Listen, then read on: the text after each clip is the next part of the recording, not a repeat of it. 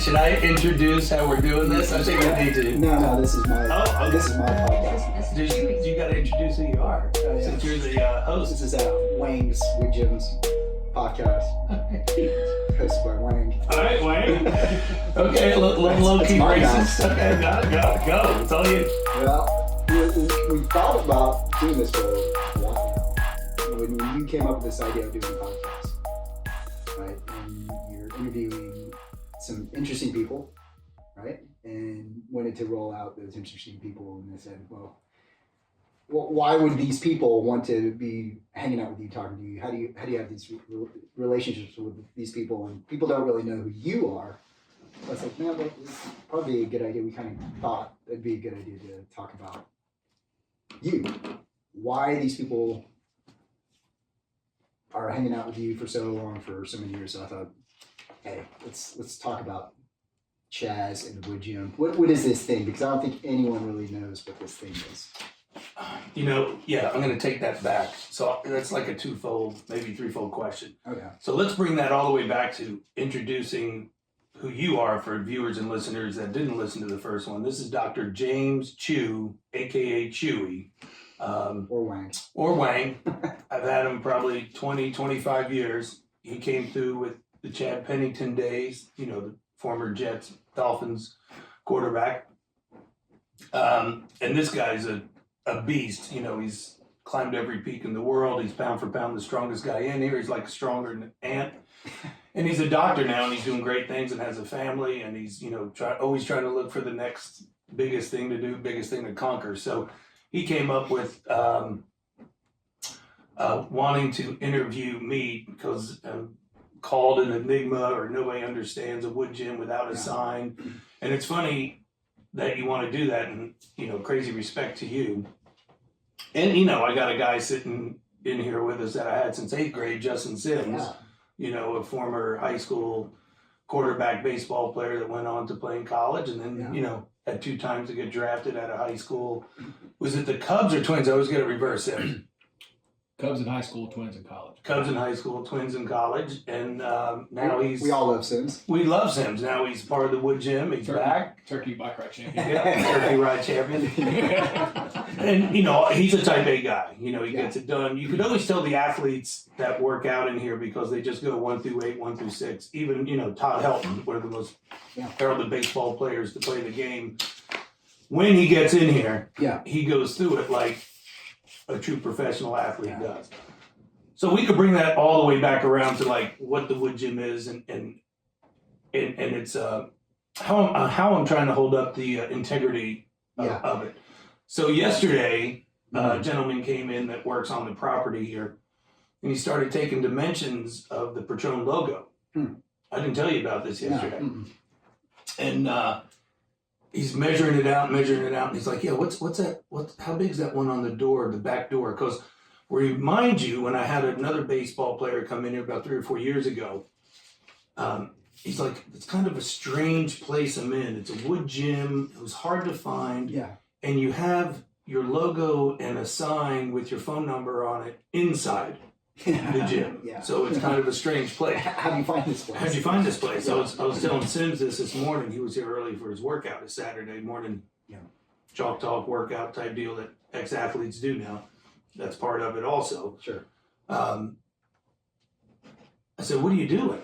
And I'm not going to name the gentleman's name. And he goes, well, I'm going to put a sign out by the road, and I'm going to put a sign over the garage door so people know where it is. And I'll try to finish Go this. ahead. I guarantee you that's not anything that you wanted. It's... I guarantee you, right? Am I right? I mean, you've been there, that song and dance, and you've gone it. You know how like you climb the ladder to be a success? It's almost, I did it the opposite way. Yeah. Let's see. So no, I said thanks, but no thanks. I knew need it. a sign. I knew it. Right. And so I think there's no better place to start trying to figure out this enigma, this man of mystery, than the very beginning. So the very beginning is you were born where? Oh wow, you're going, I really don't. I'm just like, Nervous? Not super comfortable with this stuff No. at all. Let's go. You got it. That's why it's going to be good. Wow. Ooh, here's the beautiful thing about the place. It's about me, but it's not about me, because all the pictures are all the athletes, all the clients. I have tubs of certificates, degrees, whatever, packed away somewhere. There's nothing on the walls. I know it started, I was born in New Jersey. I love the state. I love the people up there. I've settled in Knoxville and it's awesome, but I do miss the Goombas and the Goomas and the Italian ways and all the ethnicity that you have up there, the good foods.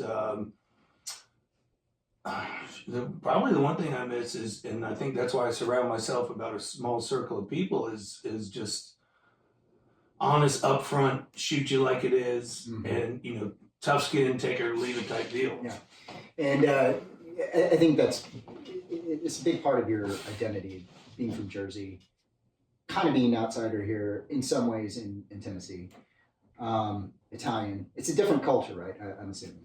In some ways, this is a New Jersey Italian. Yes, thing. Yeah, it's a totally different culture.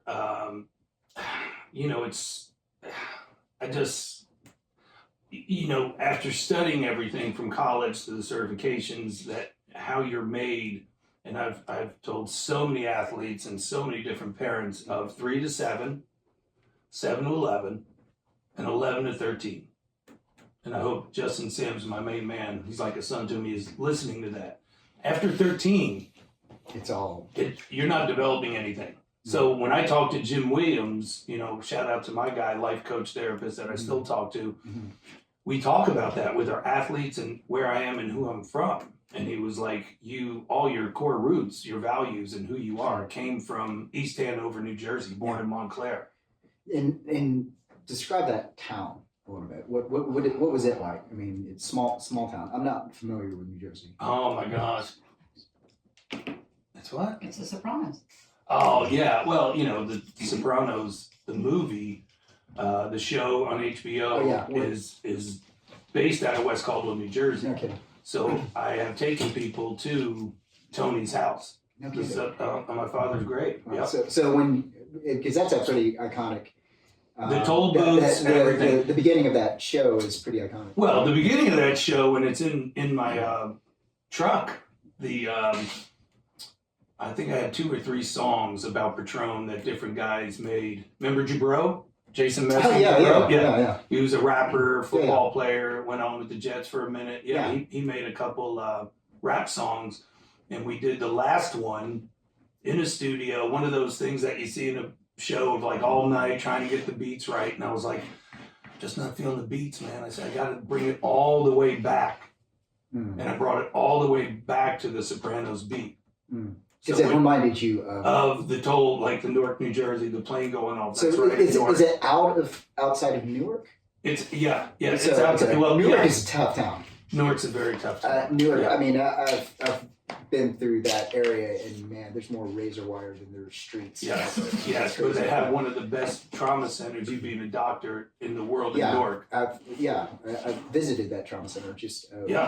I mean, and when I mean trauma, I mean my father died in that trauma center, but that floor that I was on, you saw people being rolled in with gunshot wounds, blood everywhere. Like it was like a traffic stop. So were you the town you were from is outside of that? Outside. Is that a suburb or? They're called townships up in New Jersey. So everything's sidewalk oriented. Okay. So even coming down here and even the relatives that I had, a lot of them have passed away, but when they would come down, they'd go, where are the sidewalks? Oh. I think the only thing close, and Sims knows this, and I'm glad he's here because he can help me remind a lot of this, is Hamburg, where I had my old gym. It was kind of cool because it was kind of like the sidewalks. And, that's the last place my old man went to was Hamburg, where he would walk up and down Kingston Pike. And it was like the neighborhood. Like the neighborhood. Because in townships in West Caldwell, East Hanover, Fairfield, Essex, everything was a town. So is that in these townships, is it like people knew the neighbors really well type thing? Is it kind of one of those, you're in township and people know each other. Land is very valuable up there. Houses, I mean, the house Probably a value, small plot of land is like super expensive. super expensive, and the houses are stacked up. They're not stacked out. So everything's stacked up. Okay. Sidewalk, sidewalk, sidewalk.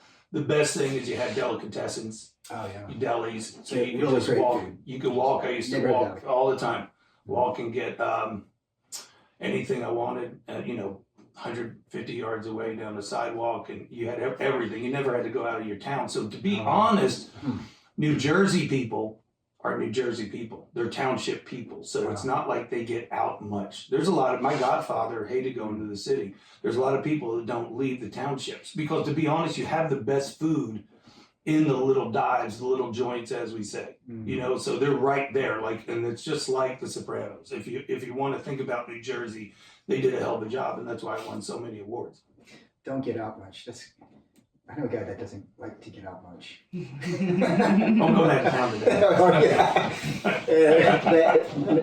Makes some sense here. Okay, so your dad, we kind of talked a little bit about your dad over the years, but I'm really interested in the influences and mentors that you had. I would guess that your dad is probably male mentor number one in a lot of ways. Yeah, I mean, he's like any other hardcore dad. I think all four of us sitting here, have had a hard dad. Your dad was a former Marine. right. I don't know, I introduced him one time, and he said, "You never say former. Always a Marine. Always a Marine." Okay. He was physical. He was very physical, as in like sport oriented. Italian. 100% Italian. 100% Italian. Hated school. Mm-hmm. Wasn't into school much, but he was he was more of a natural athlete than I was, and hated sports. He was strong, physically strong? Yeah, just natural strong. But I think a lot of dads back then were naturally strong. I think it was different than it is. People were more physical back then. Yeah. Probably. Yeah, but that's all he did was physical. He was blue collar guy, so he owned a tree business through the day, Okay. and he was a bartender at night. Okay. And Two jobs. Worked his tail off. Always. Well, I mean, he worked for the city. When it snowed a lot up there, so he worked the salt machines. But he had whipped cream routes. He had bread routes. Whipped cream routes. Yes, and I when I stayed with him, I'd get up in the morning because you got to get up with bread routes and whipped cream routes. You got to get up at 2 or 3 in the morning because you got to go to all the bakeries and the Did delicatessens. you get up with him at 2, 3? All the time. Yeah, if you were a dad, you with him. How old And you like being with your dad, so you work with him. How old were you? You were waking up that early in the morning.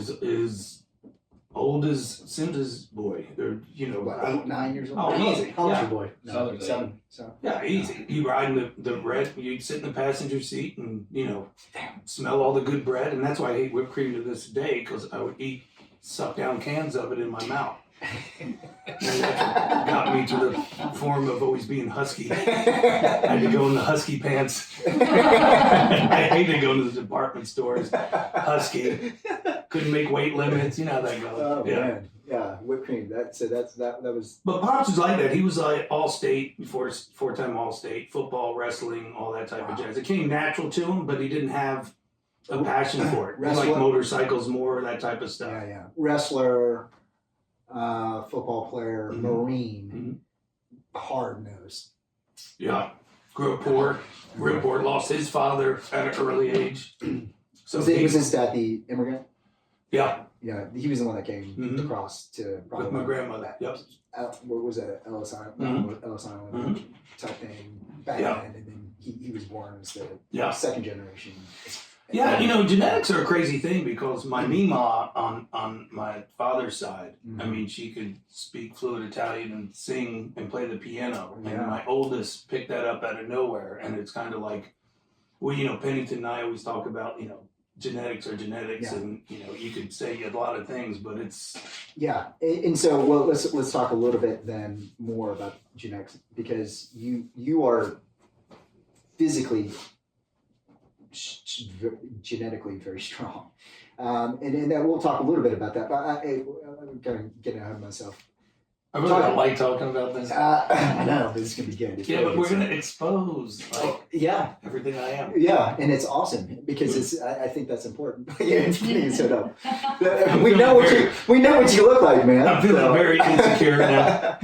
Okay, this is good stuff because I think you were talking about 3 to 7. You know, by 13 you are who you are. You are. Yeah. I don't care. You can say whatever you want. And right at that break, you'd have to have, again, working with Jim Williams, you'd have to have a natural consequence for something to change. Okay. And I've seen it with so many kids in here, whether it's a DUI, whether it's gotcha. like a big change like has to be a big, Yeah. besides that, you are who you are. So let's talk about, you talk about 7, hanging out with Dad, seeing him, you know, working, being there, right there with him, working at, you know, these, you know, early morning jobs and all that kind of stuff. But I remember having conversations with you about other jobs that he would take you on. He was a bartender at night. And so being at the age, before the age of 7, sitting down At a 40 stool bar. Yeah, so your dad's taking you on to bartend with you and trying to teach you something. Yeah. Yeah. I mean, that's reading people. Yeah. I mean, and me listening to podcasts now, I was just listening to one from a Villanova basketball player, played 13 years in the league. And he was basically saying the same type of deal. It's like, I like to read people. Yeah. I think Sims is a good reader of person. You sit back and you read people, and then you come at them or however you got to approach them. So when I sat at a 40 stool bar, he would just say, take everything in. Watch everybody's mannerisms. Watch what everybody's doing. You're like 5 years old when you're doing this. Oh, yeah. Yeah. Yeah, I remember Dad working at a, up north, they're called go-go bars. If you ever watch The Sopranos, Mm-hmm. where Bada bing. where exactly, Yeah. it's all real. Like when they show Pizza Land, it's right there in Essex Falls. It's right there. You know these places. I can take you to the places. Yeah. So I mean, but they're called go-go bars. Uh-huh. Down here, you guys call them strip clubs. Mm-hmm. So he had numerous bar jobs, but one was at a it was called Pine Lakes, and it was a bar. Uh-huh. They had the best steak sandwiches and fries on a hard roll that you could buy. You can't beat the bread up. Yeah. It's amazing. It had a bowling They alley. say it's because of the water. It is because of the water. That's what they always say. 100. I never understood that. But Well, no, maybe speaking of yeah. H2O. H2O, we got to get on Corey Bruner, give him a shout out to make some bread with this. This podcast, but it's really not brought to you by Planet Yeah, H2O, but yeah, but it is great water. Maybe we can have some great bread. But okay. Bowling lane, bowling alleys, a restaurant, a bar, Uh-huh. and a go-go bar. Okay. Strip club. And this is really interesting because now you are really seeing people, adults, you know, maybe at their best, maybe at their worst. I mean, in some ways, I mean, like people, you know, really, you're seeing the exposed human at that point in time, and really kind of soaking, not really even understanding, but like kind of soaking it in some ways. Yeah, yeah. And again, it's funny. I can't eat cherries.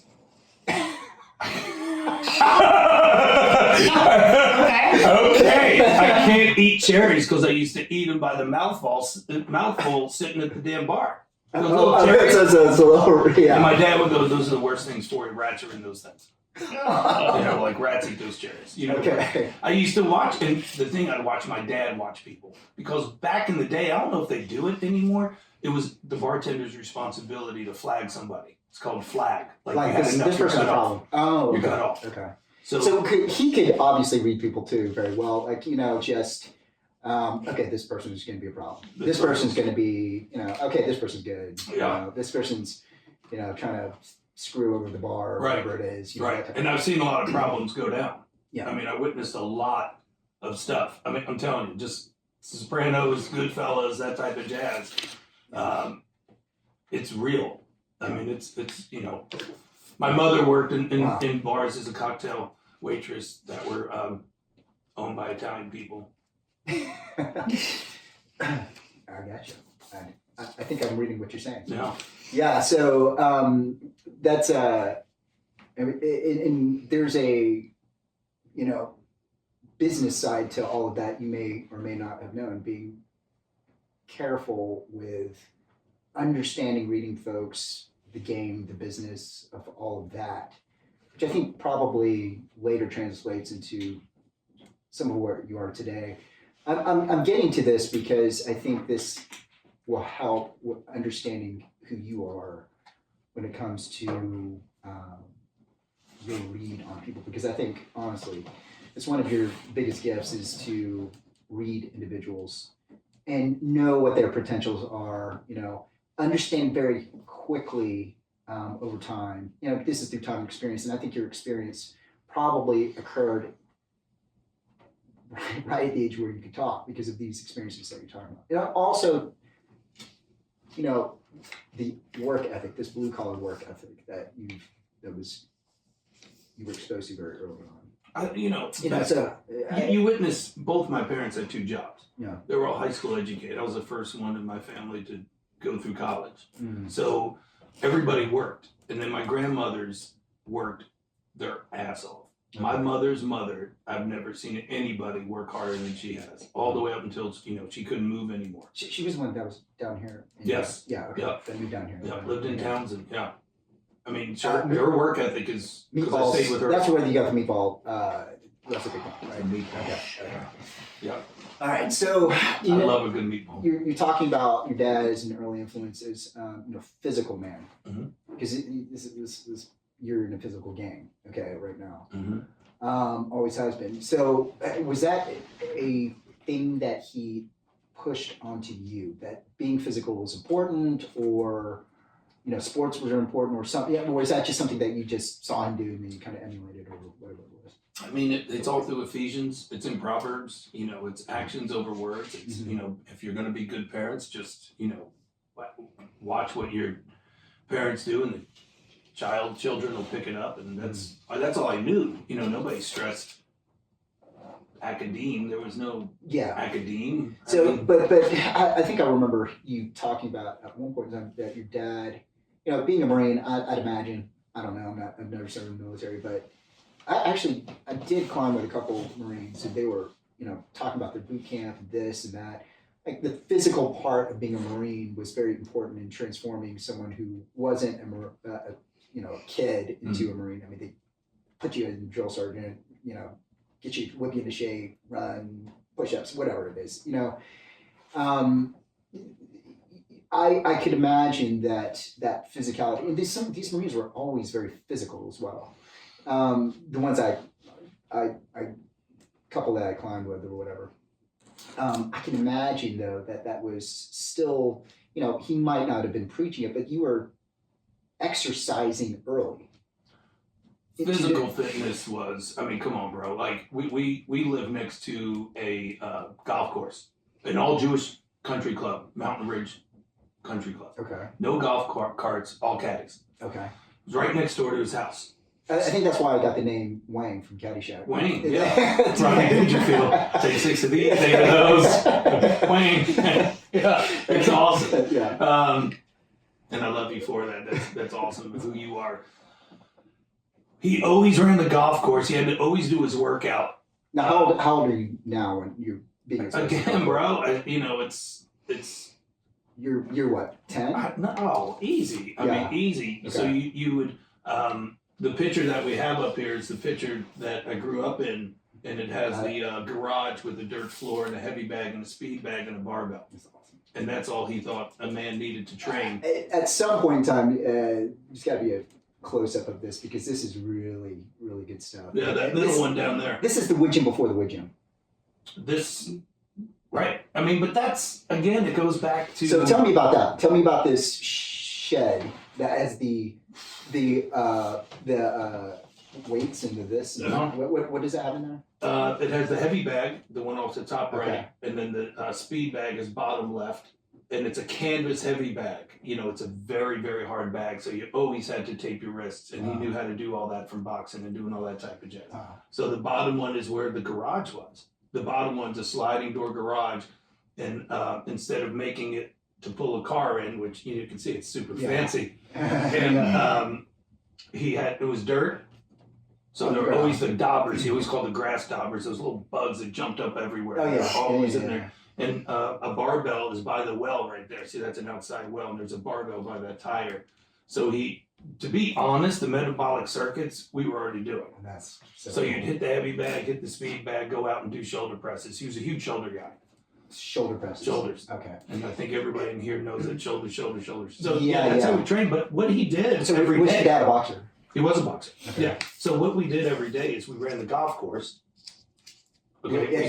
And now this is like you said. He went into the bar every day at 6. Okay. Okay, every night, and maybe one Saturday night they rotated. He would have a Saturday night off, and then a Sunday night off, and then back at it. Right. Okay. So his physical fitness was so important to him, and he was a complete asshole if he didn't train. Oh yeah, because it regulated him. Because he knows what he's about to go into. So dealing with people all day long, or all night long, Stressful. and dealing with overserved Drugs people or and- whatever it is, yeah, because he wasn't behind the bar alone. He had like another bartender, so you don't know what that person's serving or whatever. Oh, So we always did the golf course around. okay. But always. Uh-huh. But Sims probably knows this type of stuff. And 'Cause you- his father reminds me a lot of my father. It's like you don't beat him for so many years, and then you finally beat him. You feel good on one side, and on the other side, you're like, oh shit, my dad's getting old. He's immortal. Yeah, because your dad was you idolized your dad. Oh yeah, but we ran in boots, Okay. so we never ran in sneakers. Oh. See, thought that was for pussies.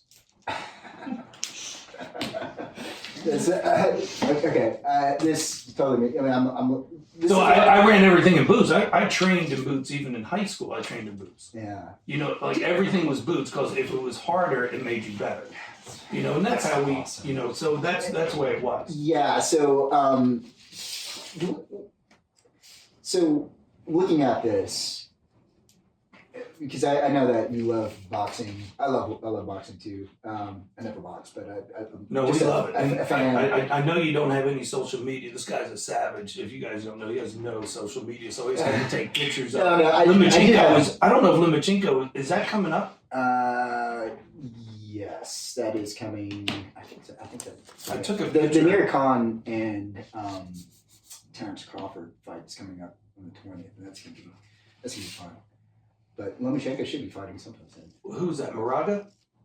Mariaga? I don't even know who that is, but who cares? Let's just watch Lomachenko fight because I'm watching him fight.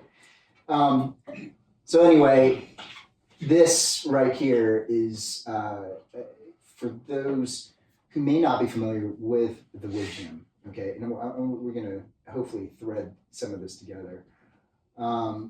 It's no frills, no thrills. Actually, it's gotten more colorful as the years gone by.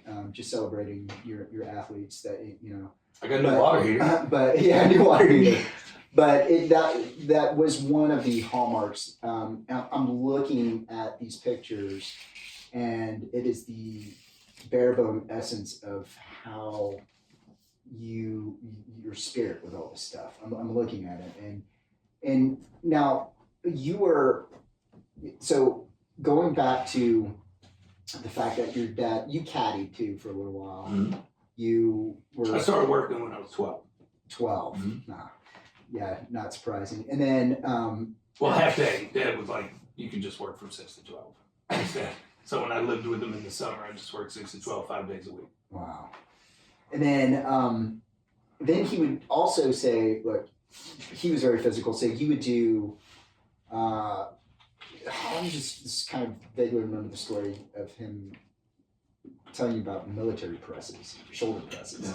That he'd like stand in the dirt and do military presses, But, right? and that's, I guess, we talk, everybody comes into place and it's like, oh, it's Spartan-like, it's Rocky-like or whatever. And it's almost like. It's home for you. It's home for me, but Yeah. when you see the old Rocky, like the Rocky 1, where he's doing his presses and stuff, you get it. You're like, okay, cool. Yeah. Like anything on it. And Harrison Smith, the Viking safety that I had on, 2 or 3 weeks ago, we talked about the same thing. It's like, we're not big guys of doing things on your back. You play on your feet, you lift on your feet, so you measure a man's strength. Back in the day, that's how they did it. Yeah. In all those Milo journals that I told you about Yeah. overseas, it was always a clean and press, or what you could put over your head, And not what on your to back. make the difference, to a press being you just, for those who don't maybe know what that movement Right. is. It's just you put it on your shoulders or the front of your chest and you push it up without being explosive. Right. But that's a very, I mean, out of all the push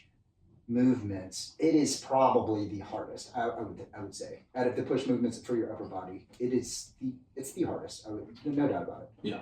I mean, lower back, abs, everything gets tied in. But back in the day, it went with Dad. But your went dad, to the it's front not to like the your back. dad was thinking about that. He just intuitively knew that was a very hard movement, and this is what you do to get stronger, right? Yes. So since it was hard, it felt hard. He was like, "You gotta do it because it's hard, right?" And then that's what toughened you up in the long run. I would say, yeah. I mean, then you fell in love with the.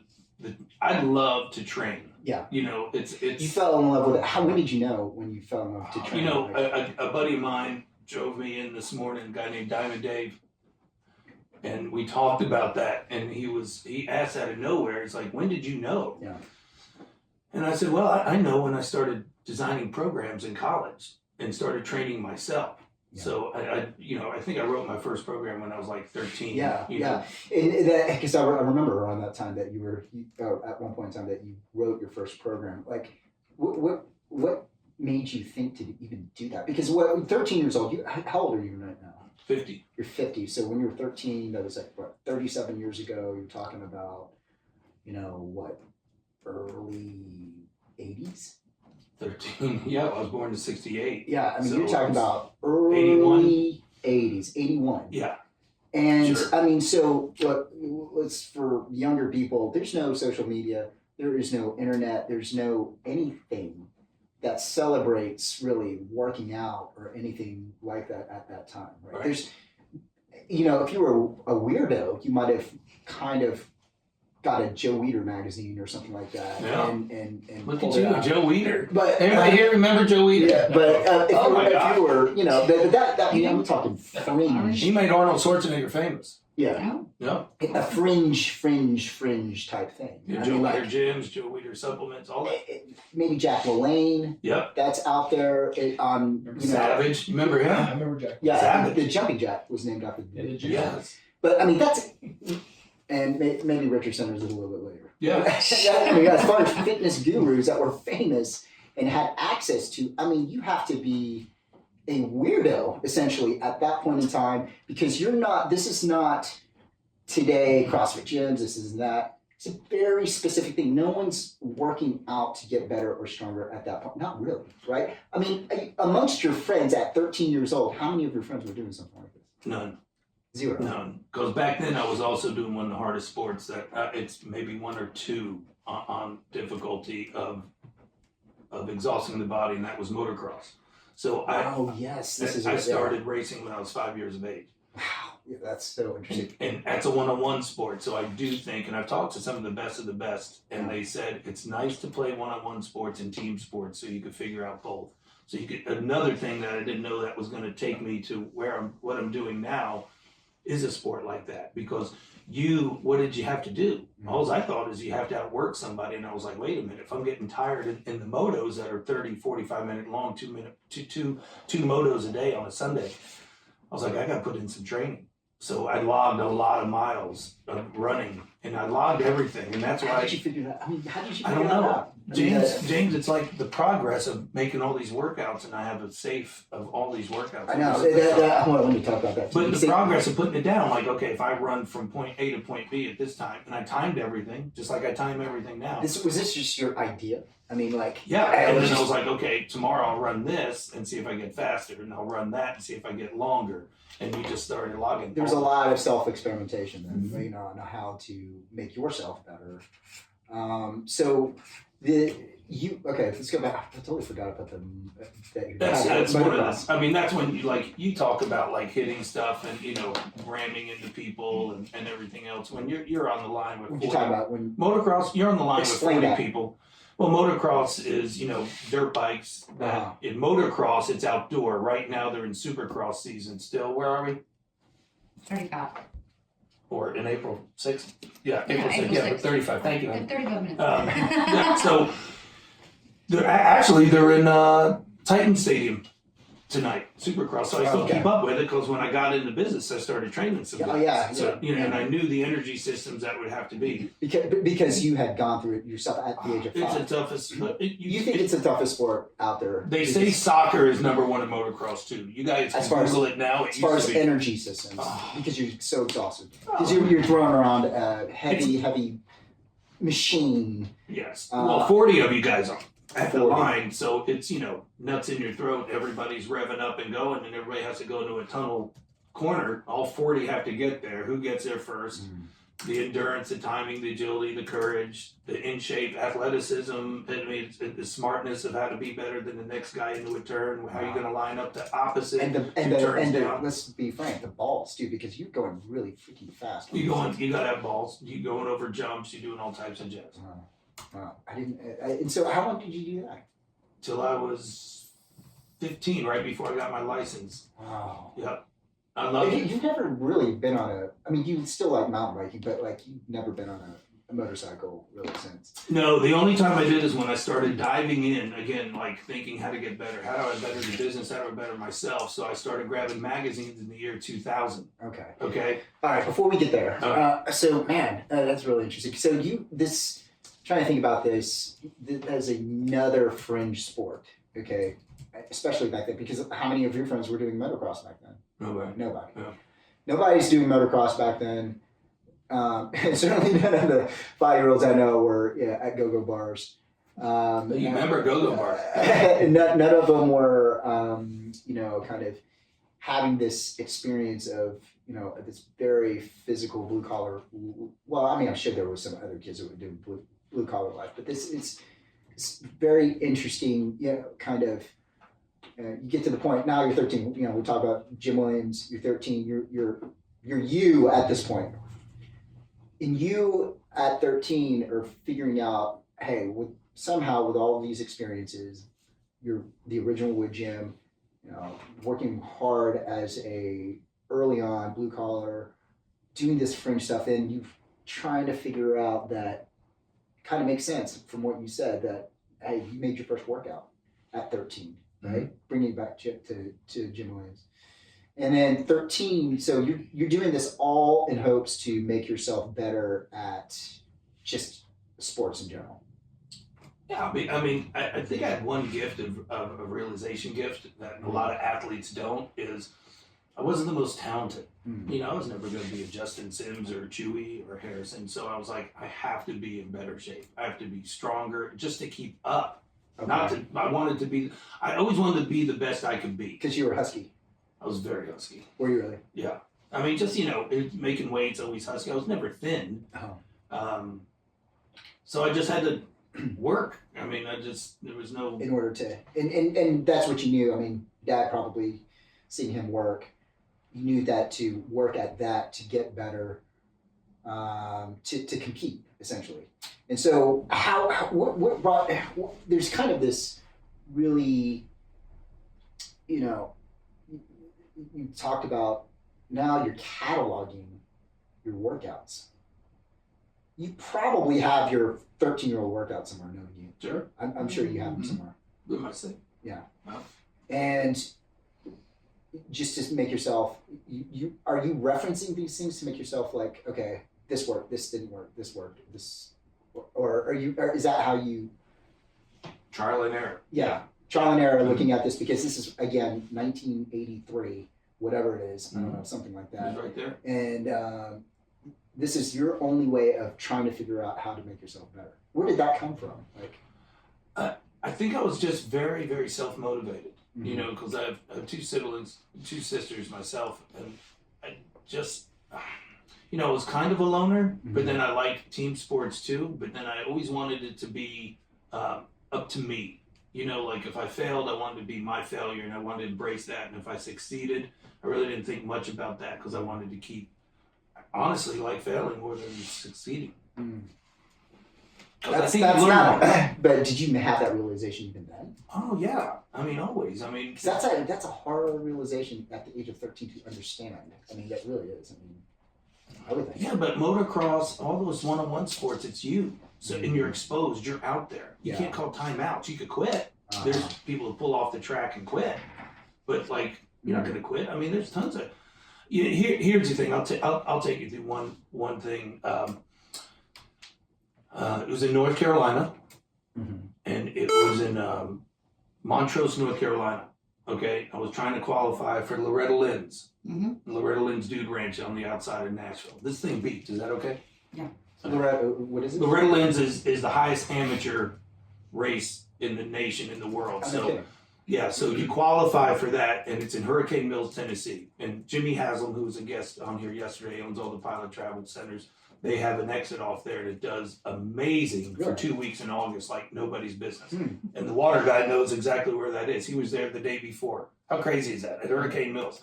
Okay. So you got to have a qualifier. So have you moved to Tennessee at this point? No. I moved from New Jersey to North Carolina. Oh, So I lived in North Carolina. Okay. Yeah. So my father came down for that race, and it was a sand track. It was a very hard track to ride on. It was very rough. And I remember this like nobody's business. Damn, I had no idea that you did that. You were that high up in this. Yeah. So I was. It was like a 3-day event or whatever. You had to qualify to race that weekend and qualify. And I took a spill. Spill is an accident, wreck, whatever you guys say here. But you took a spill, right? And I had a Moto3 helmet on, and I was knocked out. Like gone. Like blacked out. But I was out. Like. Okay. You were out? 13, and he always had me, and I listened to another podcast about Steve Nash.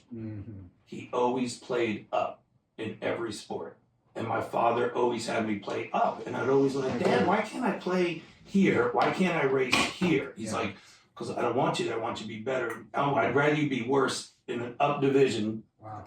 You guys know the balls, balls and sticks and those sports, the same thing as playing up.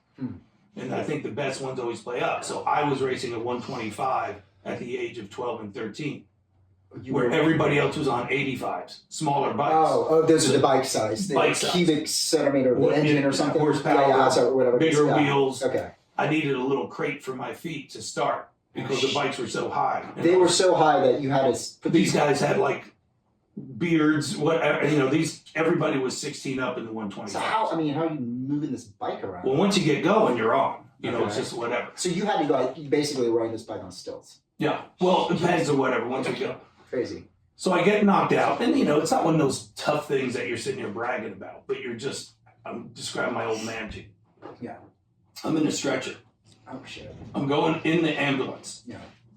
He comes running across the track. Wakes me up, and he's like, God damn it, you're gonna finish this fucking race, and pulled me off the stretcher on my father's grave. Oh my God. God is my witness. I had a dent in my moto helmet, and my handlebars, my gas, your right throttle is for handlebars. It was like this. Not like this, it was like this. And the terrain of a sand track, if anybody's listening knows racing motocross on sand, think about walking on the beach. It's the hardest, most demanding. It was the hardest day of my life because you eat sand, everything. I was dead last. They couldn't start the next race because everybody else lined up ready to go until I finished. And what did your dad tell you after that? Good job, but that's not much. Just you're not going to quit. And that he had to fight the medics. Because they're like, he can't, and he's like, he's going to finish. But that was old school. That was back then. Did they put you back on, on the stretcher? He had to fight over peanut butter and jelly sandwiches with his sister. You know what I'm saying? They had nothing. Wow. All these guys had nothing. That's, it's just the way it was. But I love the finish, and that's what I always say is like, we're going to finish. Like, the turkey rides, whatever, I got to. Back there with Father Time, we're going to finish. We're going to get it done. Or go back and get, whatever it is. But I love that. Like, I would rather be last than quit. Man, that's freaking awesome. It was the hardest. Is that one of those memories that you're like, holy shit. God, it was I'm at my worst right now. I'm literally about to go to the hospital. Well, my stepfather was there too. Gary was there too, and he was a great man and helped me, along the hardest adolescent years, and he was there, and he just stood back. He didn't argue with Dad or whatever. He was like, he's gonna do what he's gonna do. How old were you when you moved to North Carolina? I was 9 or 10. Oh, okay. Yeah. Okay. Oh, wow. So, But I was going back and forth to Jersey a lot because I cried. I loved New Jersey. Yeah, yeah. I mean, you still reference it as your home in a lot of ways. Wow, that's really. So you were actually racing a lot then. I was racing a lot, but I was still doing team sports. I still did wrestling, football, and baseball. But I have a couple people that don't believe I played baseball. I mean, I'm not at the level of these guys. I've I mean, seen he's him under 26. He was a pro, but I played. I did love team sports because I liked you. Like we talked about on that podcast, you've got to love. Like Steve Nash said, you could tell Sadler this. You got to love your teammate more than yourself. And he got that working with the Navy SEAL guy that invented the TRX. Yeah. And he studied with the guy with Bin Laden. Like, you have to love your teammate better than yourself. And you don't see that now because what does everybody do, Wayne? How did so-and-so play?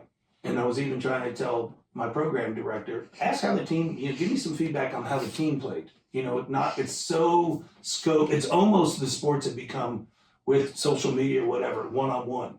How did the team Even the team think sport about thing, it? yeah. Reading people and listening to people, think about that. Who encouraged you to do team sports? I just always played them. Uh-huh.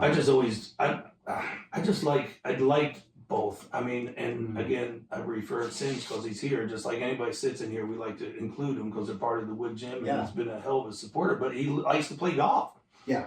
He hits a shitty shot. I mean, who's he turning to? Yeah, yourself, right? So, okay, so you had a wide breadth of exposure to this. It's just you, yourself, mistakes that you made, type sports, and then I think you even later on. I mean, I don't think you're giving yourself enough credit because you excelled enough to go play beyond just high school. But eventually, I mean, so Dad was a huge influence, and then you were living with your mom and your stepdad in North Carolina, and then eventually you made your way to Knoxville. Yeah, my dad got transferred with a job, and we were living in Mebane, North Carolina. Anybody knows where Mebane, Burlington, Elon College, all that jazz. When it was NAIA, I loved it over there. That's when Michael Jordan was a freshman. I remember I remember watching. Here you go. You want some deep stuff? I used to go and watch Lawrence Taylor play football. Whoa! One of the best, maybe the best middle linebackers. At UNC. I mean, they were all together there. Duke, UNC. It was really, I didn't know anything about their stances of, government, but it was all there. It was all cool. Wow. Well, your mom was, I guess they took a job in that area. She worked at Elon College. Oh. Yeah. Wow. Okay. Yeah. Again, always working. I mean, she's She's in her 70s working now. No kidding. No. So everyone in your family was just working to tail off. Yeah. Gary? Working. Wow. So eventually you make your way to Farragut, Tennessee. Yep. You must have felt like you landed on Mars. Well, yeah, coming, halfway through high school and coming to Farragut, Tennessee, it's not What you were, 14? 15, somewhere in that area. Yeah. I think I was a sophomore. Wow. Yeah. So you come over here and I was like, man, I'm going to go, play football at UNC. I'm going to keep racing. And, over in North Carolina, you were like, I'm set here. And it was kind of cool because the coaches were very upset when they knew I was going to leave, because I was going to go to Eastern Alamance High School in Burlington. Because you were excelling. Yeah. You were excelling at the sport. I was excelling. At football? Yes. More. Yeah. But I still see, here's your thing, y'all, some bitches over here. I played all 3 sports plus motocross, and I did basketball, which I always fouled out in the first half. I was horrible. Rough. I couldn't, it was horrible. I got some pictures I'll show you, and baseball and football. And I liked, and I guess it's the same thing that I do to this day, is I love the kids that play more sports. I think they still, I mean, the variety of sports. I mean, Sims will sit right there. I mean, he'll tell you that he stopped playing football after his sophomore year, right? Mm-hmm. Yeah. And he was a hell of a quarterback. And I just don't, I love playing the sports. Mm-hmm. And I even tell the parents now, should we concentrate this off season on training more or do track? Do track. Okay. Okay. At that time, you're playing all these sports. You were clearly excelling at football in that area, in North Carolina. Still working out. Yeah, I mean, and I think that's where it started switching. I think that Really? started becoming my sport. Working out. I loved training. I loved putting your own energy into something and getting back exactly what you put into it. Nobody else controls that but you. Right. How did you figure that out? I don't know. I just really loved movement of sport, the strength of sport, the power of sport. I loved jumping. Really? I've always You're a loved. shitty jumper too. I know it. I love jumping. Actually, he's a good jumper. I just love jumping. It's always in our exercises. Yeah, as all the much as time. I can. I love to jump. I love to What move. were your exercises look like at that time?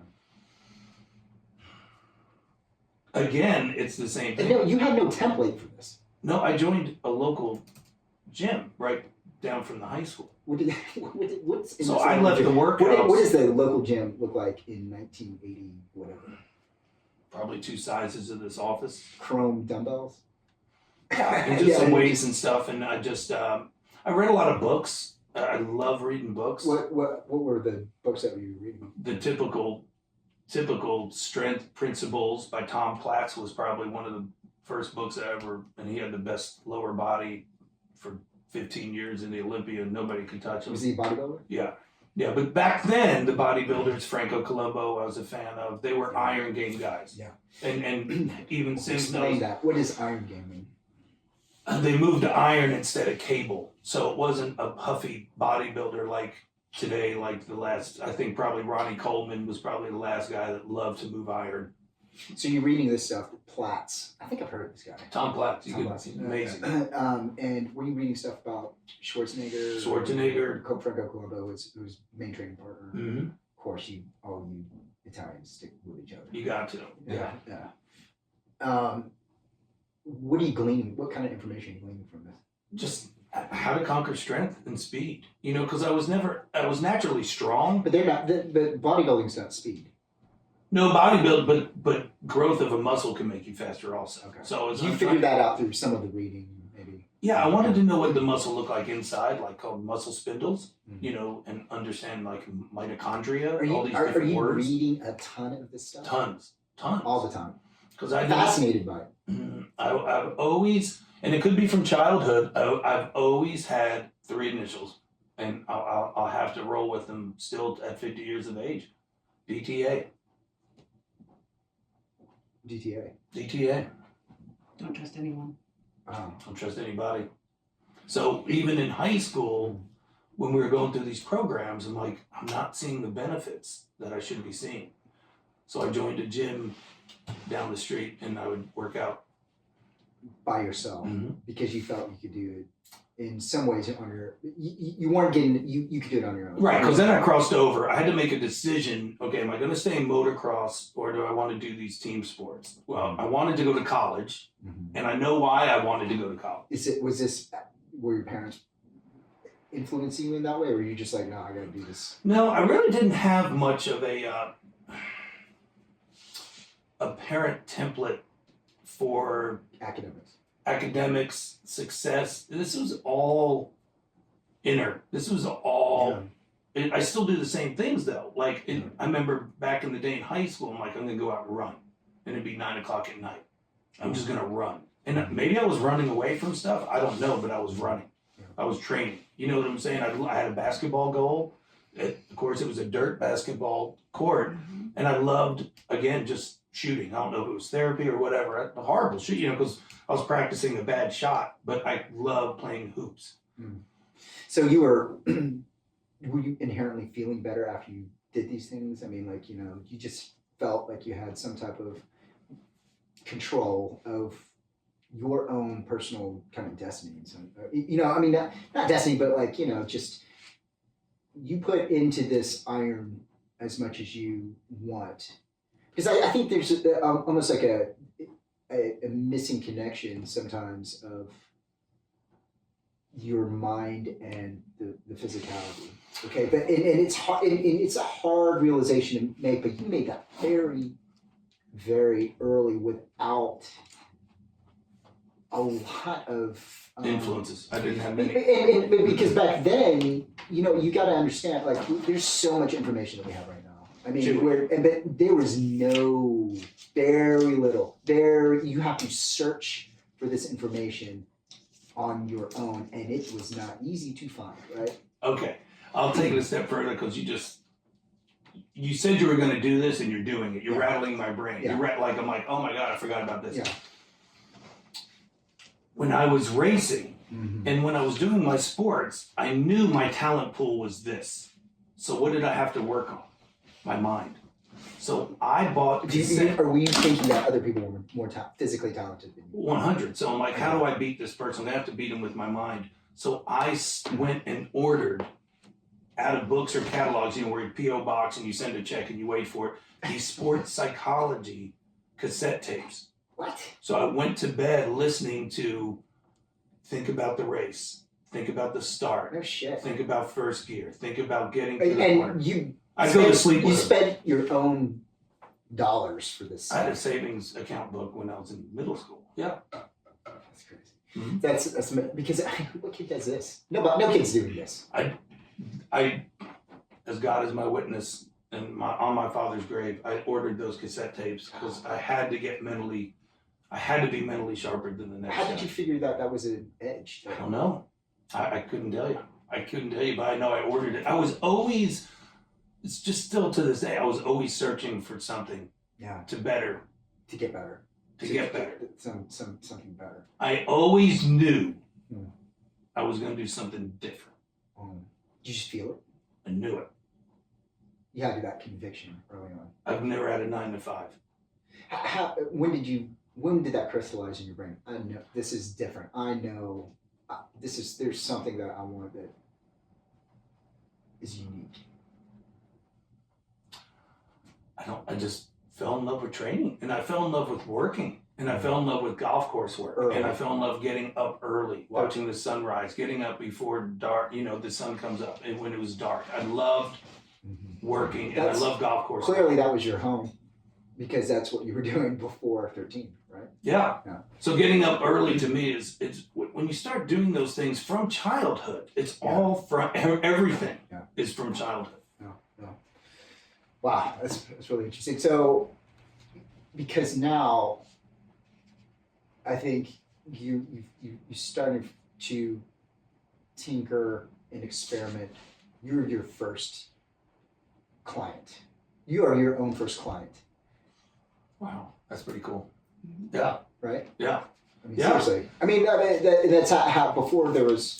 Let's talk about these other people, but you yourself are just trying to figure it out for yourself so that you can get the edge, that you can maximize. You realized early on that there was a talent, genetics. Right? We'll talk about what Pennington says. We talk about genetics. We talked about your dad's genetics. We talk about. You realized early on that there was only so much that you had. Which you have a lot, but more than most. But but you, in order to get to that next level, it's the mind and maybe the type of training that you do, right? Well, yeah, I love being physical. I was brought up being Yeah. physical. I mean, even from the routes. I mean, I know I tell people and they laugh of bread routes, whipped cream routes, all the different routes you carry in your cases. You're carrying everything. I was a So barback. you were basically carrying all this stuff around with your When I dad. stayed with Dad, I just didn't leave at 10 and go tuck myself in. Wow.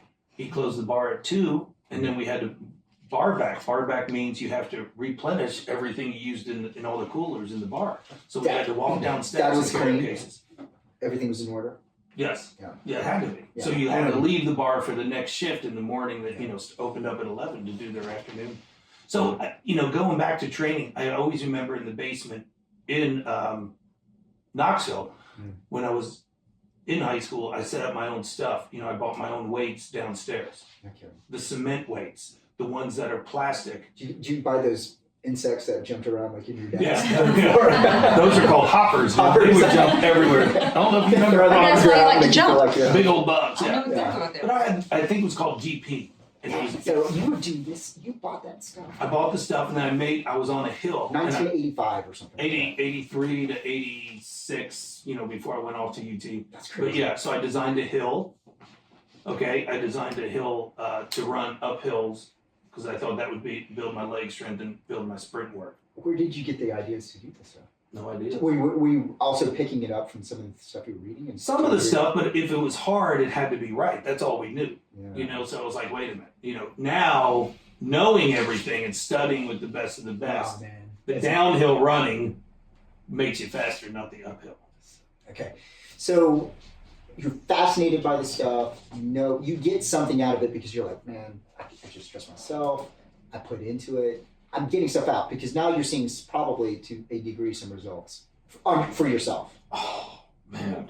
I mean, and here's your thing. We talked about this in progress. When you want to lose weight, if you lose 2 pounds that week, Mm-hmm. you feel better. Not that you're trying to lose the 20 pounds. You feel you got a pep in your step for the day at work, whatever it is, you feel better. So when I started seeing strength gains, More than anything, not like, I look better with my shirt off type thing. It's more like, I'm seeing the performance improvements. I was 163 pounds. I can't even imagine it. The cornerback split end at Farragut High You're School. a cornerback. Corner.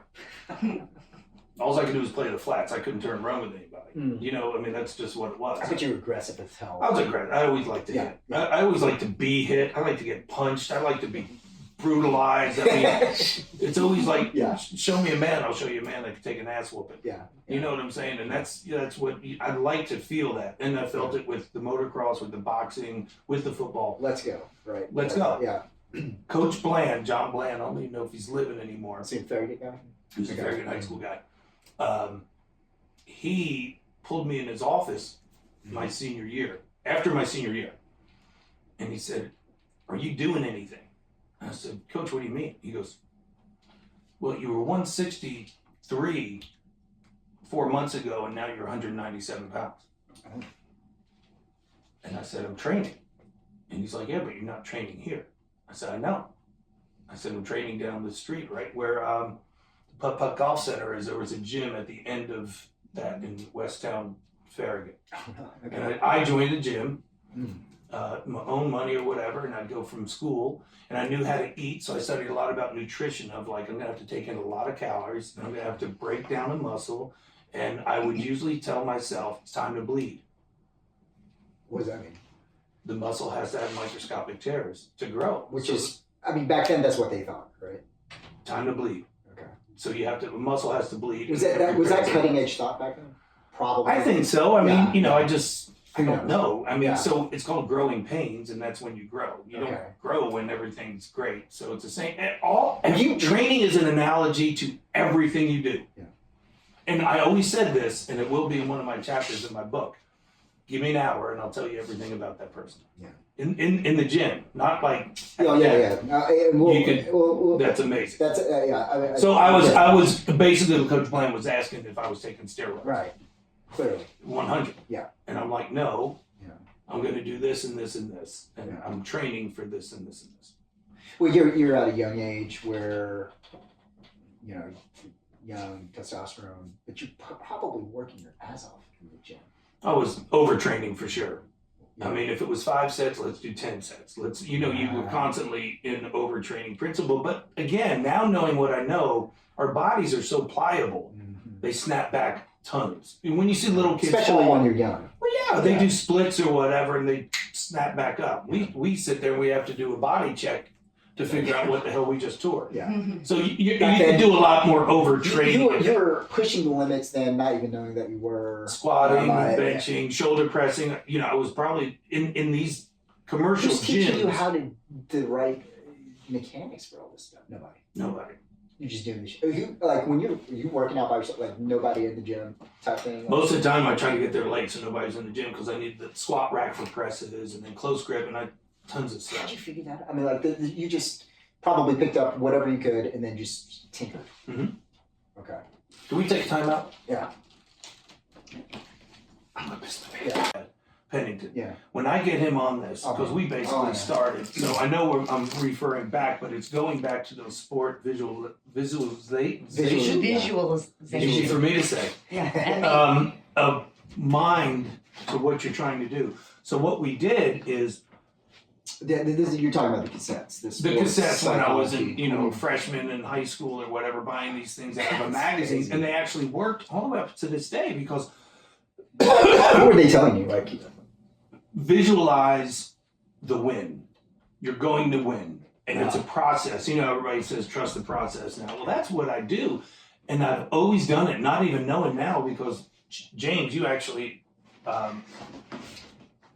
reawoke of what I was doing back then that I do now. So when people do Olympic lifting on the platform, I tell them no matter what sport they play, you're the best Olympic lifter on the platform on the earth right now. Yeah. You're nothing else. You're not a quarterback, you're not a defensive back. When you're on the track or on the turf, you're the world's fastest sprinter. Think about being a sprinter. This was all the way back to 1983, 84 of how I could hear that guy in my little headphones now going, you're at the line.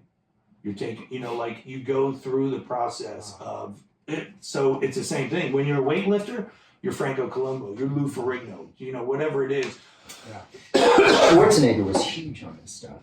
Huge. With the visualization Yes. stuff. And he was that was his thing. The same type of thing. Schwarzenegger was kind of a freak as far as he had all the genetics. He had but also he was Can you remember that workout? ahead Oh, yeah. of his He did time have when some. it came to the visualization stuff. Yeah. Way ahead. And that was a key factor in what he thought in his wins. He broke everybody mentally. Yeah. You know that. I mean, Yeah. he'd sit with Lou Ferrigno and his dad Yeah. the day before, at the breakfast, just mind games, playing with them. Yeah. And so, okay. And so now they were like, your coach was like, what are you doing? Because now you have gained 30 pounds of muscle. You're on something. Yeah. And really, you were just tinkering. You were experimenting on yourself in a lot of ways, the methodologies and this and that, and you're seeing results. So that had been kind of inspiring for you because now you're getting better. Did you feel like you were unlocking like some key secret to like this like secret that people hadn't discovered yet type thing? I think I was building confidence also. Yeah. As a child from New Jersey, of going through my own childhood stuff. I was like, now this is all me. This is all me, and I think I was understanding how to train at such a young age, and nothing else was working but what I was doing. So I was, I made freakish gains. I mean, you're talking about 40 pounds, and That's crazy. by the time football season ended to the spring, You must have felt like a freaking Superman. it was amazing. Yeah. And then I had to, get ready to start doing the conditioning for UT. So on the other side of that pain, pushing through it, you could come out on top. Yeah, I mean, and that's why I fell in love with training. Yeah. I mean, you know that, right? I mean, all the things that you've done is like it's not a surprise. There's a agency to all of that. So what I mean by that, I guess, is it's the ultimate agency, and I can direct the ship wherever I want to go. Yeah. And there's kind of in some strange way, salvation through that discipline or whatever, that you make your way. Yeah, Right. that's nice. And That's a nice analogy. Salvation, it's nice. Kind of, right? Yeah, I mean, it is. Kind of. So, okay, now it's high school. Your coach is thinking that you're on steroids. You're kicking ass on the field. You have been. Yeah. Yeah. I mean, now you're different. Now You got some swag going on at this point. Yeah, because the iron game caught up to my body with the rage I have. Yeah. I mean, when I was hitting people in practice, they were saying, this is practice. You're going all out too much. I remember being called down for that in practice. Back row. And I was like, what the hell's going on here? So I knew right there, I had to control my destiny. I knew it then because I'm like, going hard is a punishment? Yeah. Like that's Right. Well, what the hell? Yeah. practice. We all That's have what we're helmets supposed to be on doing. and I'm bringing it. Yeah, it's like because at the end of the day, if you get knocked the fuck out, your dad is saying, Just "Get up." Yeah. Yeah, and so what's wrong with these guys, right? They weren't from Jersey. So now, college. That's a breakthrough. Yet another breakthrough for you and your family. Right? Oh, Were you the first one? First one, Yeah. and you know, let's be honest, let's be real. I think I'm at 50 years of age. I think I've always had a nice, honest quality about me, but like really like self-deprecating. Yeah. You know, I've been called that, and now studying a lot of these podcasts as some of the best people on the planet. Mhm. They always want a self-deprecated person. They want a person that doesn't take themselves too seriously, but the business, they want somebody that could say, hey, I don't have the answer. And I was listening to these people from the Steve Nash on going, Yeah. man, that's me. I'm one of these guys. Yeah. So self-deprecating. So let's go back to like, okay, well, my three dreams were Notre Dame, Penn State, UNC. Okay. Well, now I'm not in North Carolina anymore, and I'm not up north anymore. Okay. Okay. Were there scouts looking at you? No, small Okay. schools, but nothing Okay. nothing to what I wanted to do. Yeah. So I was like, you know, the small schools don't turn me on too much. Let me take another challenge. Play up. Let's play up. Let's play way up. Let's just see what because I don't think I ever wanted to be a professional football player. You know, Wayne, you got to understand. I knew what I wanted to do at a young age, and it wasn't. I think the sports built who I am today and what the business is, but I've never said I want to be a professional baseball player, football player. If anything, it was going to be a motocross rider. Right.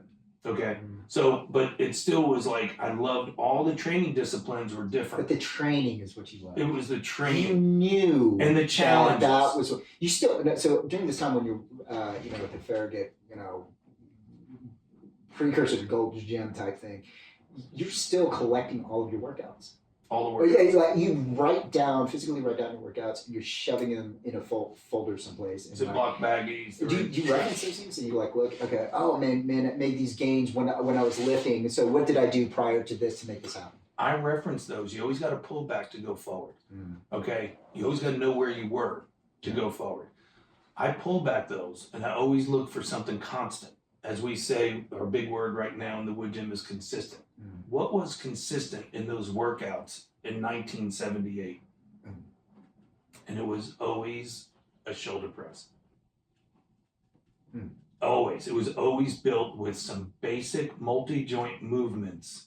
And I wanted to do the Figured basics. that out. Yep. You were like, okay, so based off of your own tinkering, you figured out these multiple. Because, I mean, now for the past 10, 15 years, people talk about these multi-joint, blah, blah, blah. Mhm. And as if that was a new thing. That shit has been around forever. But you were kind of rediscovering it on your own without knowing that the Russians were doing this and this and that. You were just on your own because of your own physical performance, tracking this stuff down.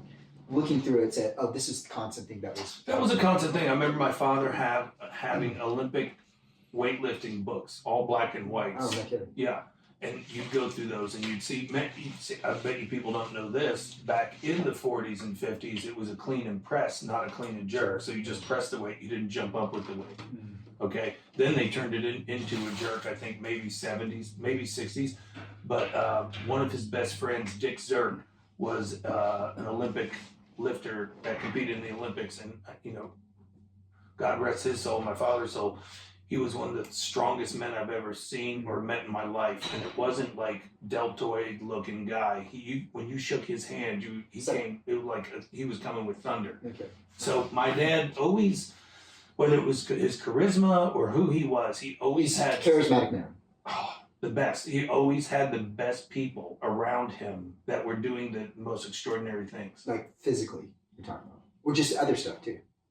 my dad's last bar that he worked in was the Huddle Inn on Passaic Avenue, and Lawrence Taylor used to visit him on a weekly No basis. shit. Okay. Yeah. That makes some damn sense then. Okay, because then the other part of this is that what you can't really glean even from this podcast is that you got big personality. And charisma is something that is part of the genes then. I mean, that because then your dad, Lawrence Taylor, I mean, people, whoever's listening to this, you're talking about before there was Ray Lewis. Mhm. LT was the best. I mean, maybe Mike Singletary, maybe, but everyone says Lawrence Taylor was the greatest of all time. Yeah. And so He changed the game. larger than life, Yeah. hanging out with your dad at the bar because your dad was probably just love hanging out with him, right? Well, it's the same thing that I do. And, Wang, I can't tell you how this is rattling my brain. I don't know if that's why you're one of the smartest guys I know or who you are, but this brings it all full circle is my dad gave 2 shits about sports, and he gave 2 more shits about watching sports. That's hilarious. Okay, who is that? That's me. That's you. I didn't know That's who you. Leonard Fournette was when he was Yeah. at my kitchen table waiting on me to come home from the wood gym. And Yeah. Ashley, my oldest daughter, is like, "Hey, And Dad, Leonard Fournette." and- I'm like, "Okay, I'm still in the wood They gym." probably love that. I didn't know who he was. I didn't know what he ran. Yeah. I didn't know, what type. My father was the same way. So guess what? He didn't know who. Lawrence Taylor was. He stopped by to pick up a 12-pack. Just Walked in the bar. It wasn't a liquor store. Okay. it's And my dad's like, "I don't sell 12-packs. He goes, "Well, can you do it for me?" And my dad said, "What makes you so special?" And he goes, "I'm Lawrence Taylor." And he goes, "Still, what makes you so special?" And that's when he that was his guy, because he didn't know who he was. And then they said didn't give a shit. bellied up with the bar and Lawrence drank Taylor some beers. was, and No. but that was funny, man. I'm assuming. Yes, I mean, he was funny. He was tough. Had a heart of gold. I mean, listen, this gym is just a glorified of what my father could have been, because he had the hottest bar going in I wouldn't say the state of New Jersey, but North Jersey. Okay. Everybody went there to see Mike Petrone. No kidding. Yeah, sure. And right before he passed, he got killed in a motorcycle accident, Yeah. 2003. I really wanted him to get his own bar because I was like, "Dad." So he was always the bartender at some. Always a bartender. And that was one of the things that you said, like, he did not really care about being quote unquote successful. Not at that level. He just always wanted to be a good man. And, he had 539 people. We had to hold 2 services. And, I think that's it. 539 people. Yeah. I had to 2 hold- services because it was 2. Yeah, 2 many full. Yeah. At 1:30 and 7:30. So I shook a lot of hands. And, Wow. but he was the happiest man I've ever been around for what, you're looking at a house right now at 750 square feet, if Yeah. you could see it. Yeah. And, that deck that we built to the top right, in the state of New Jersey, you have to get like a license and petition it to the board and all that. You just can't, like down here, you can just build that. You thought that guy added a 3,000 extension on his house Love with that deck. That was like the best thing going. He wanted all his friends to hang out there. Okay. Wow. Okay. All right. Because there's so many moving parts to the wood gym, as simple as it may be, but the glue that holds us. The wood gym is you. Doesn't exist without you. And part of what struck me early on, just knowing you as a kid, right? Because was your charisma, and that people naturally were drawn to you. And so let's get to that, because I think I would guess a lot of this would probably start now. You're playing up now. You're going to play football. You're going to play up, and you go to where to play football? Oh, well, University of Tennessee. Yeah. Okay, so you are. This is what, circa what, 1986. So I'm from this area. Trying to remember who was Johnny Majors was the coach. Mm-hmm. Yes. Gruden was a grad assistant. Yeah. Yeah. You love that guy, didn't you? Yeah. And then some 86. That was probably some very talented individuals were on that team. It's the year after I won the Sugar Bowl Sugar Bowl, one of the biggest wins in the against history Miami, of tennis. Florida. Right. Miami being Testaverde. king of the castle. There was no better program in the country. Mhm. Tennessee beats them, Mhm. smokes them Mhm. actually. Mhm. So you had some talented human beings surrounded you. Mm-hmm. Well, You were- and I don't want to necessarily name names, but I mean, one of your best friends, Bruce Wilkerson, Yeah. from that generation. Yeah. Um, Keith DeLong. Keith DeLong. They were probably my two guys that I keep in touch with now. Now, to Tons this of day. Bruce. I mean, So these guys, I mean, to put that into perspective, Bruce Wilkerson, Super Bowl winner, Mhm. blocked for Brett Favre, played for the Mhm. Raiders, has some of the best stories I know. DeLong Super Bowl winner. DeLong Super Bowl winner Yeah. for 49ers. and then there were others. I'm assuming that there were Sure. others that were on that. You were surrounded by these guys, Mhm. okay, and you're not a starter. Oh no, not back then. I mean, the talent level was so high. I mean, I went in at strong safety. Where else am I going to play at 5'10", 197 Yeah. slow? I mean, I could hit, but not the slow hit's not good. Yeah. You still have to be Harrison. You still got to cover. I couldn't do anything. You're playing up, Way up. and but you are developing lifelong friendships as this guy who is not a starter, not even a scholarship guy. No.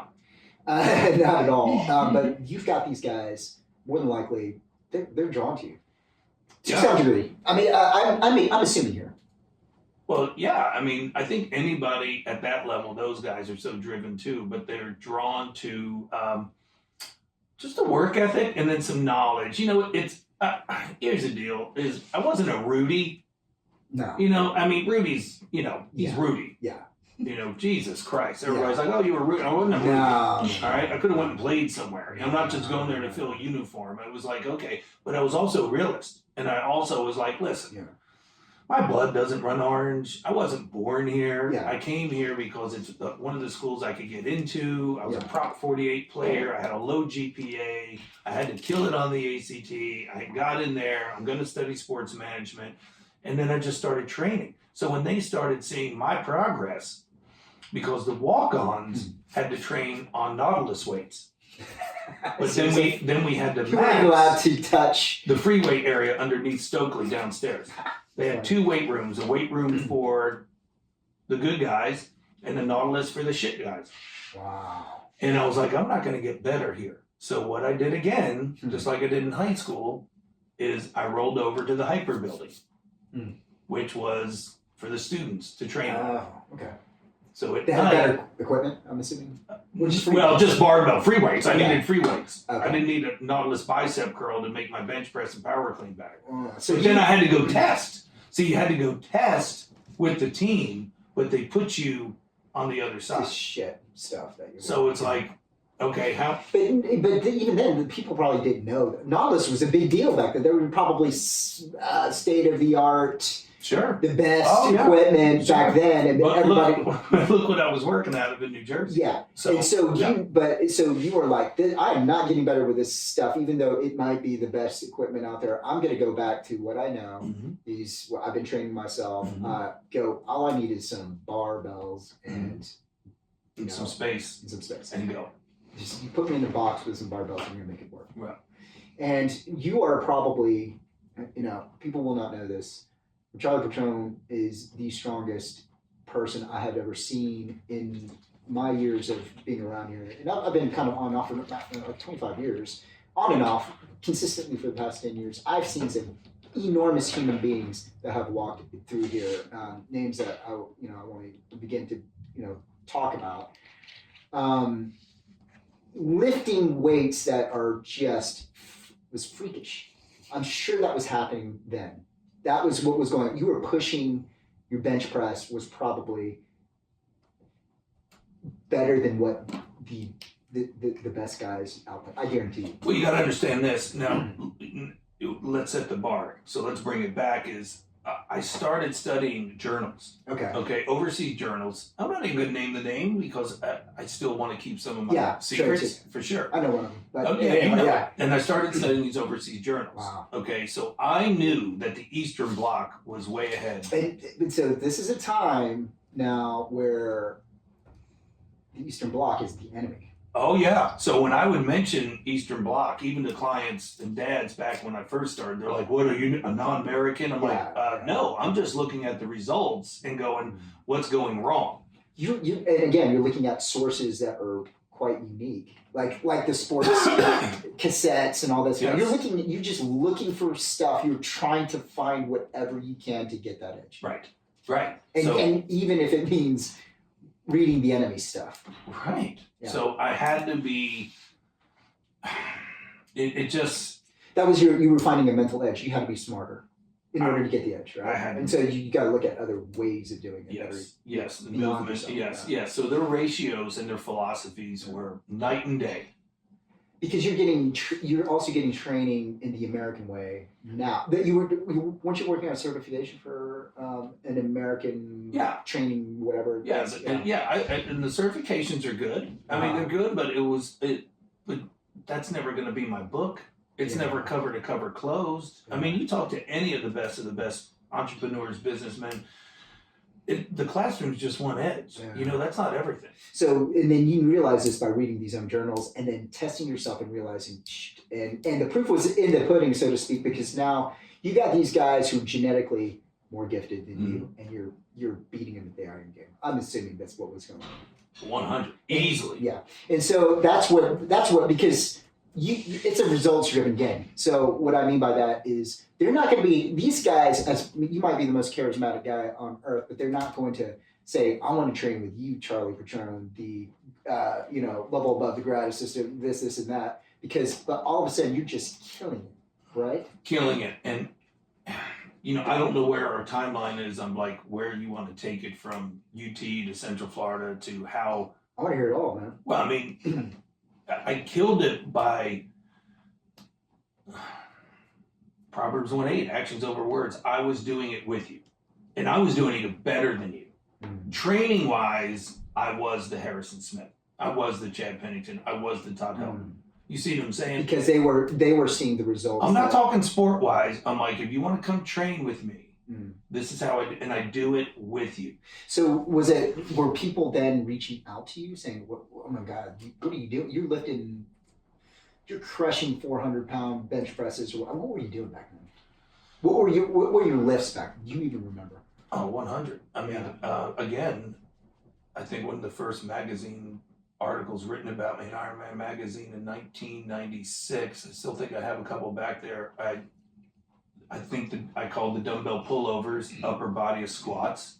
And if you're not standing, you're not working. Dumbbell pullovers, I mean, we have 160s in here. You were doing that then. Oh, yeah. Yeah. Well, what were you, I mean, because back then it was like the bench press was like the king probably. Yeah, I think my biggest, I did 385 for 8. Yeah. And you were 197 pounds? Yeah, I was very tuned in, probably 207 to 197. Okay. Yeah. Sounds crazy. So then these guys are like, this midget over here, relatively speaking, is just hammering the weights, right? And so these guys are like, "Hey, let's work with you." Yeah. Were they like tapping you on the shoulder and saying, "Hey, man, what are you doing? What are you doing?" Same as the high school. What are you doing? What drugs are you doing?" So, and then you were like, "No, man." What was your answer to all? Yeah, I just had to do. I was like, I'm not buying into the machines. I never have, so I'm not like. Again, my answer was the 3 letters. DTA. Yeah. As much as I love Bruno now and get his stuff from his company and I wasn't going, wait a minute, he's not. I learned a lot of people weren't for you. So I had to learn to go get it myself, and as soon as I have that instinct or see something, I'm like, all right, I'm going to go another route. So I learned I wasn't trusting that. I can only trust what I put into a program. So these guys were you starting to train these guys then? Yeah, sure. Yeah, I was going, okay, if you want to do it, you got to do it like this. And you got to do it like that. And you got to do it like this. And you got to do it this many times, this many ways. Whether you you buy in or not. Yeah. Yeah, because it was again, dude. It was like I was outclassed. I know I wasn't going to play there, and it's almost like I was fine with that because I was on a different mission. Mm-hmm. It wasn't to go, man, I got to go here to play professional football. Yeah. Yeah. Now I didn't want to give up football, Right. so I was like, I still want to play. I still have an itch to get on the field. Mm. Did you have a vision for yourself at that point in time? Yes. What was your, clear vision, this is what I want to do. This is what I was going to do.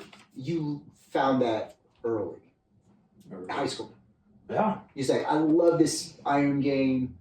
Probably football was just a testing ground, just saying, look, I'm just, it was like your lab experiment. You were working on yourself, and then it was translating not only to you, but you were your first clients outside of yourself, these guys that were coming to you, that they were getting better too. Chewy, Dr. James Chew, Wayne, I think I was the first person to start individualizing programs. Nobody was doing that. It was just a generic program. The whole team would do the same thing. And I was like, there's something wrong with that. So I was the first person to challenge it and go, I don't believe in this. I don't trust it. Mm. So were you identifying weaknesses amongst the athletes and saying, okay, you need this because you're crap at this? And Yes. Okay. Yeah. How would you diagnose that problem? I just knew long lever arms need a lot of tricep work because it's at a biomechanical disadvantage than a short lever. Right. I mean, just certain things that you would look at, and then over time you would get a sense. It's a push. It's a triceps a push. But what's the number one thing that I've worked with all the time? My shoulders. Mm. And I looked at programs and there weren't enough shoulder work in it. And then you were reading these other journals from overseas that were basically saying it's Do it all more. about the shoulders. It's all about the shoulders. Yeah. And then, but then, are you also understanding the characters of? You're looking at the genetics of some of your, early clients, these super athlete freaks, right? I mean, the Dongs, the Bruces, and all this kind of stuff. Individualizing their workouts, and then are you making some connections about who are the mental top performers? Like, who's going to make it? Who's not? Who's going to, who's that next level person and all that kind of stuff? Were you kind of seeing that? Because, like sitting at the bar as a 4-year-old, 5-year-old, you're identifying certain things. Yeah. And you're seeing who the best is, not the talented. Right. Okay. I don't want the talented, I want the best. Best meaning what?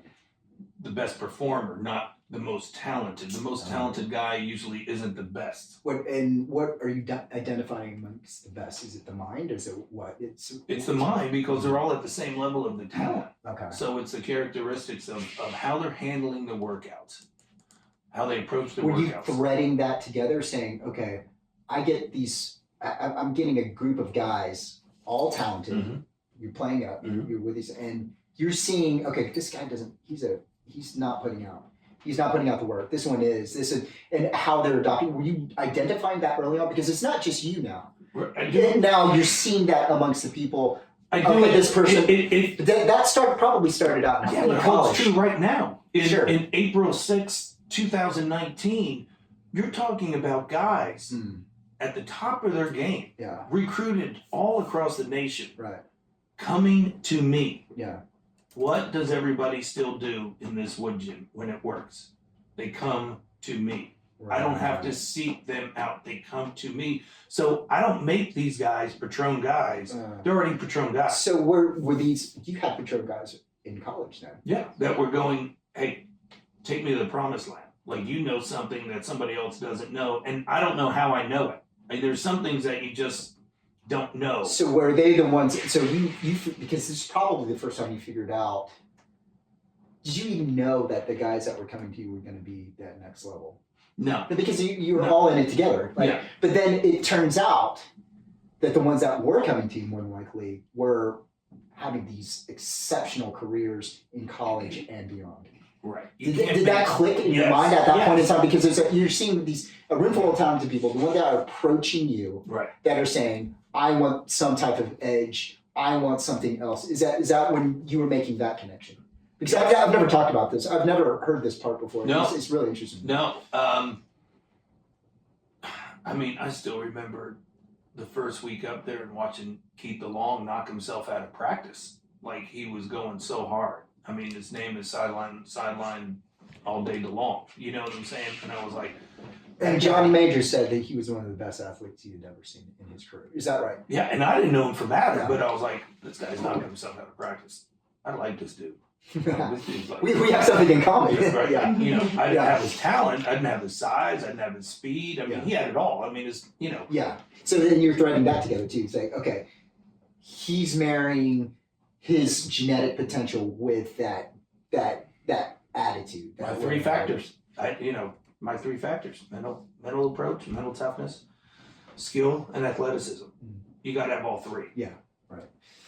Okay, so and DeLong and Wilkes, they're like, I'm doing what you're doing. Right. Were there others? No, not to the. Those were the people that I know that asked for guidance.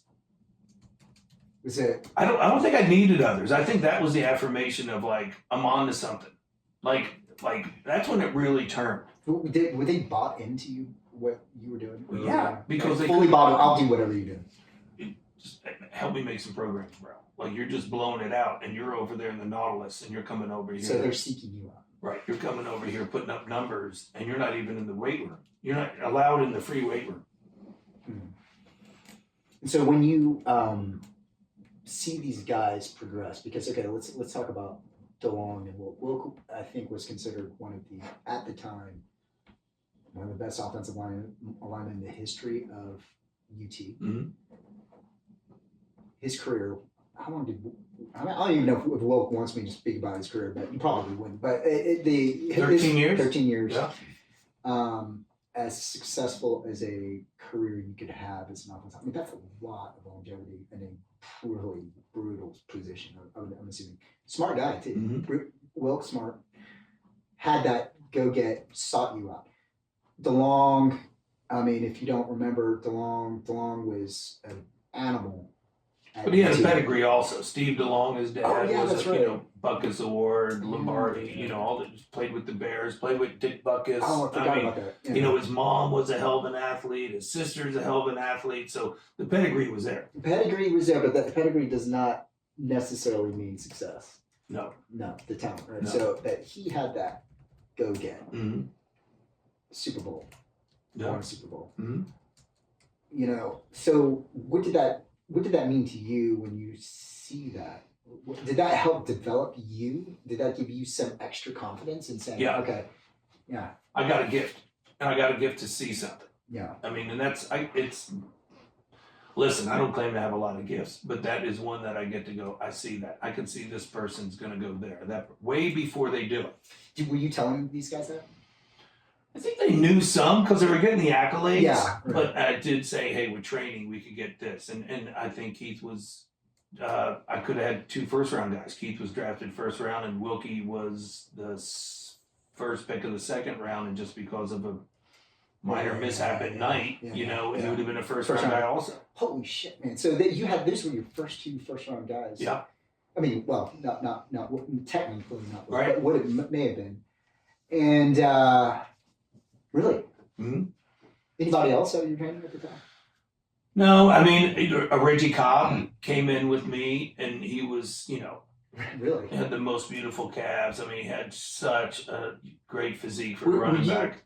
Were you looking at build too at the same Oh, time? yeah. Were Muscle you- chemistry, muscle structure, How were symmetry. you? So you were figuring that out too. Mhm. That you could identify the body and based off of what you're seeing with the body, that it probably took you a while to figure that. Yeah, but I think it was all like Pennington says, everything I do is more intuitive. It has a scientific approach, but it's No, more intuitive. I think it's a lot intuitive. But you're around it a lot though. So it's not that you're immersed in the world. So because it can't be intuitive, but you're in the world. So you're constantly seeing it, constantly evaluating, constantly looking at it, and probably trying to figure it out, like as constantly looking. Am I right? Yes, I mean, Yeah. it just doesn't stop. Yeah. I mean, it never turns off, Okay. So, So you go to Central Florida, Mhm. play ball there because you were like, I want to play. I wasn't done. I still had an itch. I was like, okay, I'm not great. I'm not good, but I think I could play. And I just want to go at a high level again and play. So I transferred to Division 2. So I dropped down 2 divisions. Okay. Okay, most people go up. Most of the clientele I train, they're at a small school and they want to go to a bigger school. Again, I do something unorthodox, out of the box, in the box, whatever. So I could play, but then I knew there was a bigger calling for me of that destination, that journey. Yeah. So I don't really know too much about Central Florida. Well, again, my parents, my stepfather, my mom transferred to Orlando, Oh. and mom took a job at Central Florida. So you want to be close to mom. I wanted to scratch the itch of playing football. And I was like, it's not going to happen here at ET. It's just not. I'm just not good enough. Yeah. And it's okay to go, I'm just not good enough to play here. Yeah. Okay. So if I'm short, I got to be blessed with speed, which I wasn't. Uh-huh. And strength is one component of many strengths of an athlete. Yeah.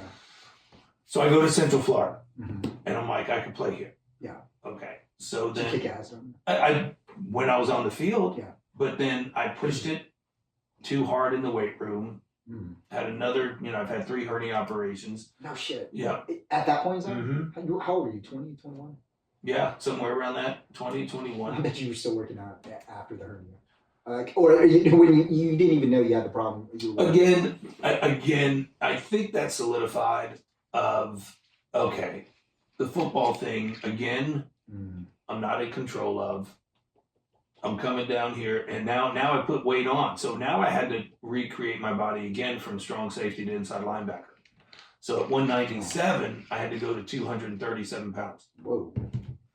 So you're molding yourself into a bigger human being. Yes, for a different position. Pushing the body to do something else. But again, it's kind of crazy with these podcasts because it takes your history back. I'm telling you, if you do one, it'll go all the way to like why you are, where you are, and who you are. Yeah.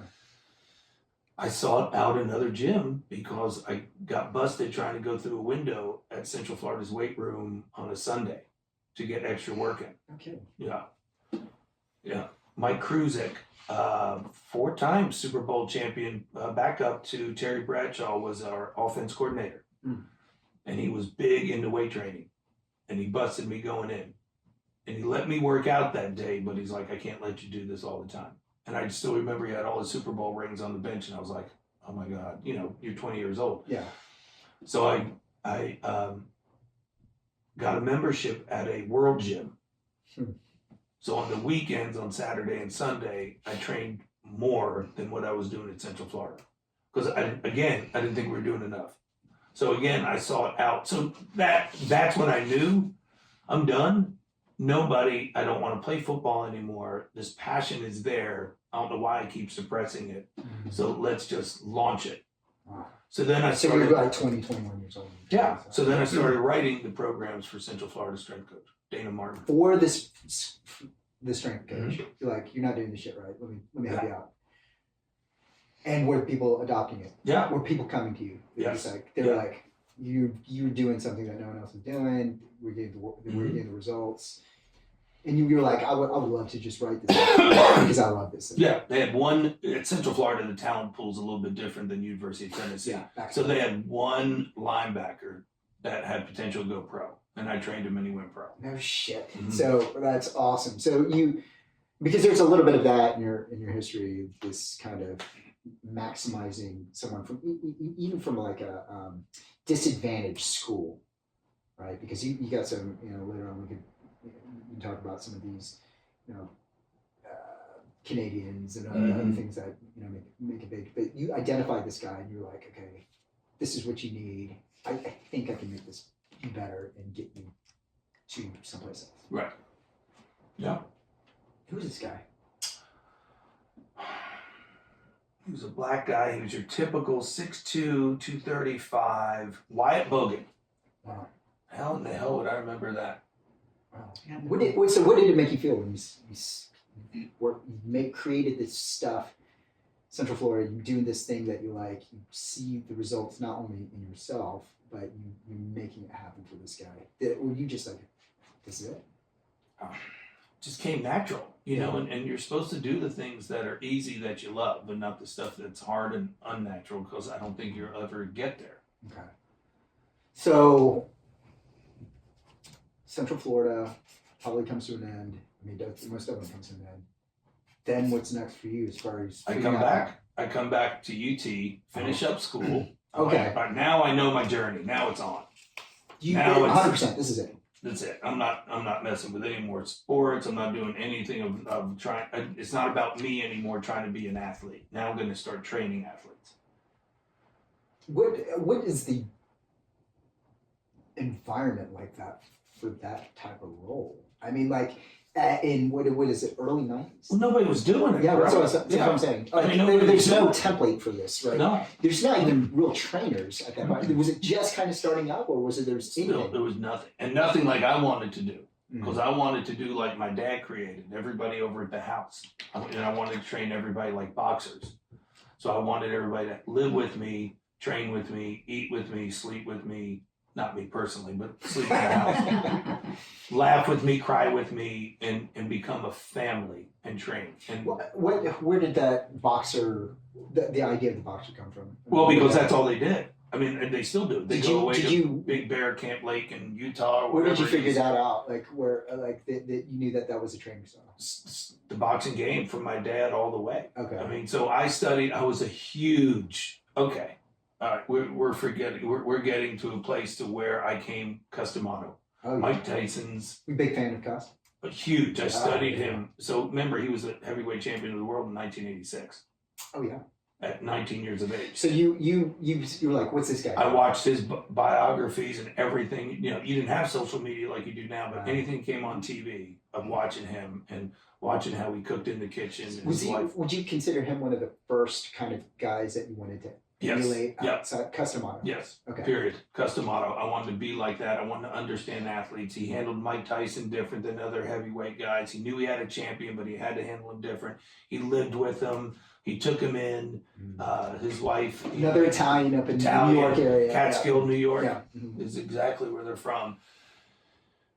And that's how I did it. And I told my college advisors what I was going to do, and they laughed at me. Because you were like, this Cuss guy, he knows what's And up. they're like, I don't know what the hell you're talking about. Oh. And I'm like, okay, now, because, it's DTA. don't Yeah. trust anybody. They're all four walls. They're professors. They're here to, teach you this class, give you some grades, and move you on. So even when you were at school, that you're talking to these academics, and they're like, what are you? Right. You don't, yeah. Yeah, you don't fit. Me. No. Yeah. You don't fit. This is what are you talking about? This type of thing. But you were drawn to this Cuss guy. He also had a very Spartan type of approach, right? Yeah, same thing. I mean, the whole concept was the same as that. You were drawn to that because you were like, I love it. This the is less the is more. Don't get me fancy. Don't get, and that's how he was, and that's how Mike Tyson was. And to be honest, and if everybody remembers Mike Tyson coming out all those years, he didn't come out with a robe. He came out with shorts, yeah, no socks, black boots, and gloves. No robe, no king queen hat on, no advertisers. No. He was there to do work. Right. And I mean, he lost his edge when Cuss was no longer his guy. His Yes. handler. Yeah. But I mean, to be honest, but Cuss. Okay, so that's I did not know that. I did not know that Cuss was the man. Remember, because we talked about podcasts, I turned you on to that Teddy Atlas thing, and man, so it's just the same type of spirit. And Teddy Atlas actually worked with Cuss. Yeah. He was his main trainer. So I didn't know that, but I was like, this guy Teddy Atlas. If you ever listen to anybody on here listening to Joe Rogan podcast with Teddy Atlas, it is like one of those things that are. Please listen to it. It's Because amazing. I was like, man, first person I thought about was. It doesn't feel like that either.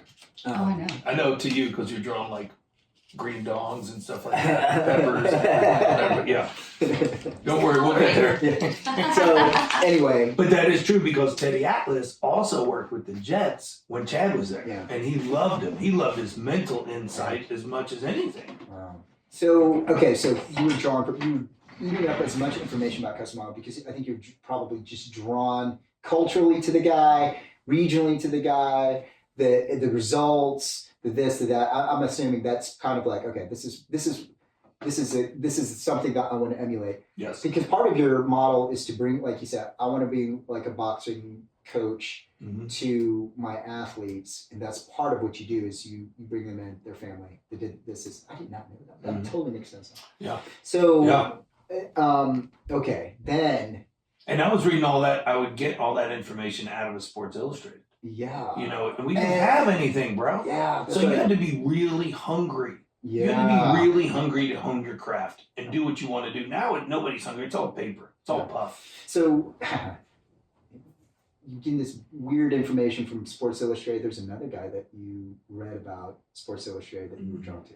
God rest his soul. The man, the myth, the legend for me. It was absolutely, again, read this article in Sports Illustrated because remember back then you got a year subscription, you ordered Sports Illustrated. If you were anything, that's what you read. And that was your source to any type of sport besides what you saw on ABC Wide World of Sports on Saturday afternoon, where you did watch a lot of boxing. Back in the day, they watched heavyweight fights were on ABC on Saturday afternoon. Right. So I read an article about this humble, gargantuan man, larger than life man. And I was like, I don't want to be like him. He's me. You gleaned this from the article. Yes. I was like, this is everything that I want to be and do. Like this is the guy. Am I getting the timeline right? Of you, the mentors? It would Pretty be much. Cuss. Okay. Yeah. Because I think Cuss was a guy that you just follow. He was my mentor with ever meeting him. Okay. But This following is- that and going, that's my template. That's Okay. how I want to follow my business. This is what I want to do. And that's how I want to do it. I'd imagine if Cuss was alive, you would probably knock on his door. Oh yeah. Yeah. Yeah. But so you read about this guy. His name is Radomir Kovacic. Yeah. Yeah, out of Yugoslavia, and he worked in a school. Hell, Chewy, you Googled him and looked him up, and I think that's when you walked in here with a different admiration, respect for me, going, you lived with this dude? Yeah, Yeah. the guy's cool. And actually, if anyone's interested, there is a YouTube documentary on Radomir. It's like a multiple part series, 5 or 6 part series that goes. Someone who was influenced by Radomir put it all together. It's great. Radomir is a Yugoslavian. Again, so this guy, you're pulling back stuff. He's the enemy. Actually, he came from Eastern Bloc communist world, and you're reading the journals and this and this and then this, and then you're reading about this human being that's in New York again. That same area, and Queens. yeah. So Radomir, if I remember, was a bronze medalist judoka in the Olympics. At a time when it was almost impossible for foreigners, much less communists, to go over to Japan to train in judo. And he was so enthusiastic about judo that and loved it so much. The training's brutal. You talk about brutal training. That he eventually became the flag carrier for the university, first time ever in Japan to do such a thing. And he knows the stuff. Yeah, so he ended up. You gotta watch the documentary. It's really, really interesting. And the whole life of this guy was he could have made money. People are approaching him to say, train me, because he was bringing in his Eastern European, Japanese, influence kind of training to New York, transforming kids' lives at this preparatory school, not make it blue collar, not make it bouncing on the other side as well, doing all this other stuff, kind of. This is why he kind of had the same spirit as you. Yeah. It all makes a little bit more sense to me. What were you learning from this guy? So the other part of this is that there is no Google at this point in time. No. Literally, there is a yellow pages. Probably you let your fingers do the walking type thing. You have to freaking find this human being, right? Is that right? How did you find this person to? That's why it's all nonsense with everything. And I think, as we get older, we get sterner with our ways of It's the will to want. Yeah. If you want it, go get it. Yeah. You know, don't swim out to it. Yeah. Go get it. Yeah. You know, go. Don't wait for it to come. Go get it. So Dwight, I think it was the Dwight School. Yeah, that's right. Okay, so when I read the article, I was like, I have to get in touch with this guy. Yeah. So I've information of a wall telephone, Dwight School or whatever, Wow. and I rang up or whatever, and the principal or whoever answered, and I'm like, I'm looking to get in touch with Radomir Kovacic, and you know, I guess it went to and I think I don't know how I finagled it, Mm-hmm. but I got his home number, and I'm like, I just got a home number of Radomir Kovacic. Wow. Holy shit! Okay, and that's when you're still nervous. I mean, you're not like Petrone at 50 years of age. You know, like you're nervous going. How old are you now? Early 20s? Oh, yes, and somewhere in mid-20s. Somewhere mid-20s. I started doing it when I was 23. Okay. All right, so somewhere right there, I wanted to get every certification out of the way by the time I was 30. Every person I wanted to mentor by the time I was 30, so I could be full bore, so I could start developing my own philosophies. That was your goal. That's Just another go goal. out and get as much It's on a piece of paper. information that you can possibly get. Yeah. Read this, read that, get the certification, whatever. Study under this guy. I mean, Humboldt. Let's go. Whatever it takes. So I call the guy, and I'm a nervous wreck. I think I probably hung up 6-7 times. Okay. Because I'm like, if I get him on the phone, what the hell am I going to say? Yeah. Like, it's Radomir Kovacic, Yeah. like, yeah. larger than life, like you said, guy. Your dad said this was the man. Yeah. And his wife answered, and I was like, "Man, please speak to Radomir." And they're like, "He's not here right now. Can you call?" Back then, it was like, "Can I call you back?" Nobody does that, Yeah, right? yeah. I mean, just sounding that sounds strange. Yeah, doesn't it? yeah, I mean, yeah. nobody does that. Yeah. And he called me back, You're like, oh my God. and I was like, "Oh shit!" So it wasn't even like, "What do you do?" I mean, you have to sit around by the phone. Yeah, There's by the no phone. cell phone. No, Yeah. there's no Yeah. cell phones. Yeah. And, you know, you're like, what? You know, I would just wanted to come see him. That's it. That's it. You didn't even want to train. You I just didn't like, want I to just want ask. to. I didn't want to ask So questions. this was like your Michael Jordan. Yeah. Okay. Because I knew he studied human movement. I mean, he was awarded a samurai sword living with the monks. Yeah. I mean, this guy was like a monster mentality that was just like beast, bro. Just his mental aspect was like over and above. I forgot he worked as a bouncer. That's amazing. I forgot about that. So I just set up a trip, and he was like, "Yeah, come on." Like, he was that humble. Wow. And I had Dad drive me in. You know, we were at Queens, and you know, he loved my father. He respected the force, the Marines, and you know, all the special arms.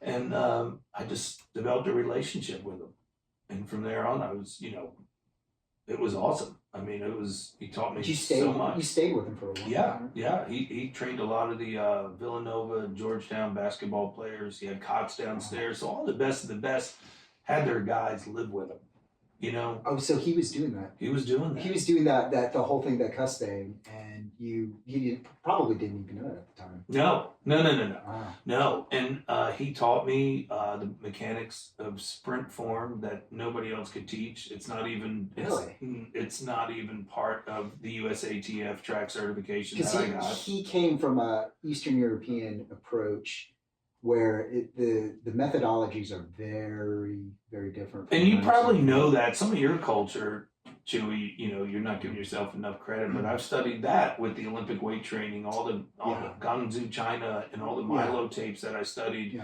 over there, and how they break them through, and how they to build more power for the Olympic sport, they do so many contacts and jumps, which we're told you can't do a certain amount of plyometrics. I mean, I watched all these little Chinese kids do these training videos of jump, jump, jump, jump, jump, jump, to understand how to do it. So it's the same philosophy of repetition, repetition, repetition, but that works for everything.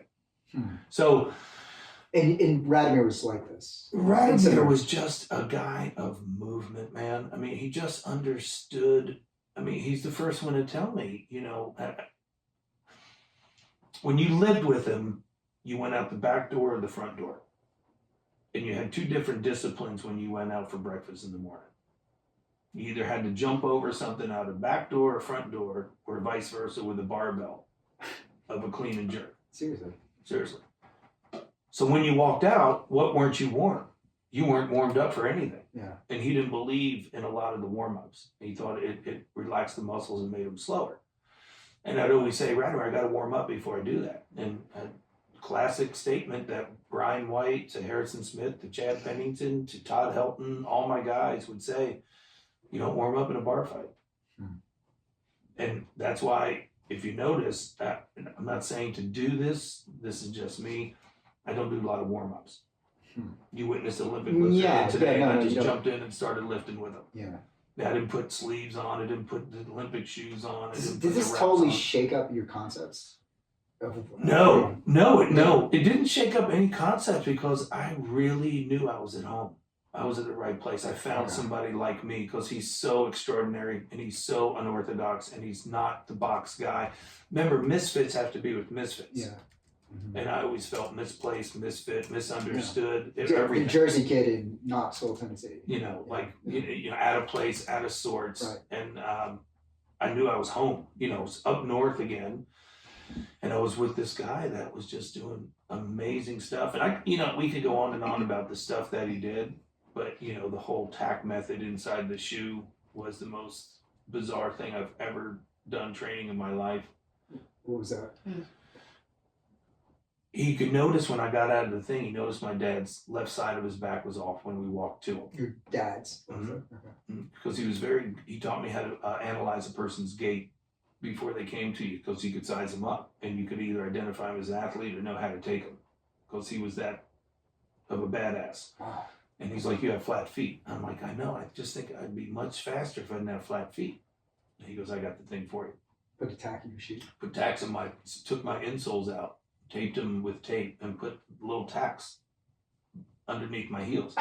And he goes, you'll get an iron ankle. And I'm like, what do you mean by an iron ankle? Well, now that's all track work is about, is creating a strong iron ankle. Like that, where your heel never touches the ground. So if your heel doesn't touch the ground, your shoe's not full of blood. If it does, your ankle's not strong enough yet. But that's overseas, that's Chinese, that's all the stuff that you see. It's crazy. And it was amazing. Crazy. So I came back, when I was there, I had to walk around like that. I had to do everything like that. So when I came back, I did that with my clients. He's also bare bones, no frills, no thrills, just very simple type of, there's no major equipment, there's nothing. Get your feet tough. It all starts with 1,700 nerves on the bottom of your foot. And, we ruined it with the sneakers. So we did all our sprint work. And now there have been books by Christopher McDougall about barefoot running. He was doing that stuff a long time ago. We lifted in bare feet. We ran on tracks in bare feet. He's like, your feet are weak, so you need to get your feet and he wanted to make them tough, like sandpaper. Oh. So we would run in the heat of the day, and we developed blisters. We, as in like just a few of us, but I was the Mr. Miyagi grasshopper that was always up there. Yeah. And he had to slice my blisters because they would puff up. I couldn't put a shoe on. My feet were swelling so much. But you'd keep developing it, of doing it over and over. Wow. How long did you stay with him for a while? Oh yeah, I'd go up all the summers. A lot of summers. Oh really? Mm-hmm. Every summer you go back up there. Yeah. Live in a cot in the basement, and you cut your teeth. You don't see that now. My kids don't see that now. Anybody that's with me, nobody sees all that now. When did you start then? Part of it was like meeting Lee Haney, and Lee Haney being the one guy. Anyone who knows who Lee Haney is, he's the broke Arnold Schwarzenegger's record for most Mr. Olympias. Right. So you were just like, okay, this guy, I want to meet this guy. I was also, you were back in the day of heavy bodybuilding. There's nothing wrong with heavy bodybuilding, movement, speed, jumping. You're almost creating freak athlete. You're putting all this together. Right. So I want to pull from everybody. Now, I tell you this, all those guys I worked with, they all don't believe in the other thing. So it's not like they all became unified and were like this. Right. So I was the only guy that was like, I believe this, I believe this, I believe this, and I'm going to take it all. It was like a multidisciplinary approach. Like you're looking at all these disciplines and you're just cherry picking the best, and you just love it all. You're soaking it all up. Soaking it all up. So Lee Haney being a bodybuilder, that is a different thing. That's just to make the body look a certain way. Doesn't really care too much about the weights unless it's making your body look bigger. Right. Right. So it's not a Right. strength thing. It's just It's not strength training, but it's hypertrophy of increasing the muscle cells. So Lee still banged a lot of weights, and he had a gym again that reminded me of mine. No kidding. Right. So you figured that out. No. Leanne was from where? Atlanta, Georgia, and I went to his place. It was a zebra concrete brick and mortar on the east side of Atlanta with bars in front of the windows, and I think I was the only white guy in the damn place. Yeah. I pulled in a Honda Civic. You know, I drove a Yeah. maroon Honda Civic with bubble tin on it from how hot it got in Central Florida. No electric windows, roll down windows. Again, stick shift. you're calling him out of the blue. Calling him out of the blue, trying to see him, whatever, and never got in touch with him, so I just went down. I just drove from Knoxville to Atlanta. You went into this, you know. I ate at the Varsity from across at Georgia Tech Oh yeah. on the way in, Yeah. and just waited for him. Again, another misfit going into. his And I work. parked in the parking lot and waited for him. You know, whenever they got there at 5, and when he walked What in, was his reaction when he was like, "Who the hell are you?" it was exactly that. I said, "Hey, Mr. Haney, I've been trying to call you. I'd love to sit and chat with you if you have time. If not, I'll just be on the floor. Whatever the gym membership is, I'll pay. I'll be here as many days as you want." I mean, No kidding. yeah. I stayed and trained with him for a while. What inspired you to reach out to him? Well, because he was the best of the best. Yeah. So, I mean, I want to go to the best. I want to go to the best. I want to go to the most unusual. I mean, it was a zebra building. Yeah. And, you know, I bought some gear, Animal Kingdom parachute pants back in the day and all that type. I don't know if you remember those, do you? Mm-hmm. Yeah. And I got a lot of principles of muscle growth because in this stage of the game, you know, I had kids this morning. They need to increase muscle size. Well, it's not from strength training. It's from endurance hypertrophy training. Wow. So you're figuring all that stuff out. Yes. You're just taking the best at their own disciplines. You're just taking here and there, and just try to. You're synthesizing it all together. Right. Yeah. So you're taking Radomir, and then you know, then of course there's the one guy that we talk about too. Mhm. Who you talk about all the time. Another guy, Louis. Yeah. Lewis Simmons, yeah, from Westside Barbell Club. Yeah. Again, back then it was powerlifting magazines. Yeah. You know, you got a monthly, and this guy was always writing articles in the front and always quoting the Eastern Bloc again. This Louis was. Yep. Oh. Yep. So he was over there studying. He's not Russian, but he was over there and did his thing, and then, you know, worked with a lot of Russian professors. Louis. So he went as an American to Yeah. the Soviet Union, Mhm. which was probably very difficult to do. Yeah. I mean, but Yeah. this guy again. Loved it so much that he would do that. Yeah. Mhm. And he just brought back a lot of the methods and really embraced them, and became the guru of strength training, power strength Lifting. training. This Yes, is not Olympic lifting. He does some speed work, but I think it's more speed of hip work. I don't think it's biomechanics that I teach on the turf of linear and lateral. I think he just works muscles designed to hit speed modes. okay. Does that make sense? So in powerlifting is how many disciplines? It's a squat, bench, dead. That's the order it is. So squat, bench, dead, and he has the strongest people on the planet in Columbus, Ohio.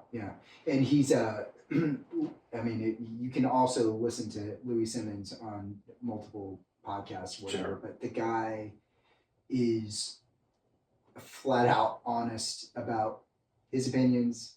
He's a black and white guy as far as his opinions, and it's just anything. You're not going to hear a more passionate person about lifting heavy stuff. I would say Louis. The influences I've had on some of my mentors are, bar none, Radomir's dead. Mm-hmm. And before Louis got to be Westside Barbell Club, he was Louis Simmons, Mm-hmm. and you could call his house. I called his house Mm-hmm. and got in touch with him, Mm-hmm. and he said, "Meet me at Cracker Barrel." Okay. I didn't drive; I flew, rented a car, walked in Cracker Barrel, and he was there with Kenny Patterson, I think Dave Tate, and I was like, "Jesus Christ, I'm about to walk up on Louis Simmons." You know, because back then you read, like now everybody, all the strength coaches have the videos and read articles, and Yeah. all these kids are in here. I'm doing Louis Simmons' program, this and that. I'm like, did you live with him? Did you eat Dunkin' Donuts with him at 2 a.m. watching him write articles? Wow. Because he couldn't sleep because he was thinking about another way to get hips right. No kidding. He didn't have kids because all he wanted to do was This thing. I mean, you listen to his podcast. Yeah. It's like sitting with Louis again. I mean, Joe Rogan flew from California to Columbus, Ohio to talk to him Yeah. because he's the guru of strength. So I wanted to do that. Now, does he do Olympic lifting? Does he No. believe in it? I still don't know if I get the gist that he does, Mm-hmm. but I sure as hell do. Yeah. But I sure as hell love powerlifting. I Yeah. love training. Mm-hmm. It's not, I don't think, Any type of training. I just wanted to be a great trainer. Mm-hmm. I didn't need to be a great power lifter, a great Olympic lifter, Yeah. even though I competed. Your goals were completely different. Because at some point in time, he's like, Charlie, this is all that you can do with the lifting game. Even as strong as you're the strongest guy I've ever seen in face to face. But you talk about Louis Simmons, Mhm. and these guys are freaks. Freaks. They're the strongest in the world. In the world. I mean, but he basically said, you met your cap. Yeah. Your steroids. Yeah. And You're he's very open about it. very open. He's very open about it. And steroids. Sure. This is how you get better. The whole deal. You learn a lot about that. I mean, I'm assuming what steroids do, what they don't do. You talk about it. It's kind of interesting because sometimes your take on those people that rely on that is that they're kind of lazy. But other things like that. You were telling me about how it enhances your recovery. I don't think Louis Simmons is lazy. Right, no. But Some of the guys that aren't Louis disciples or follow that for sure. I've seen them in here. It's like, they cheat sets, they cheat their meals because they think the needle's going to do it for them. So yeah, you see that more with athletes trying to get an edge than the guys that are power lifters aren't lazy because they're going for the goal.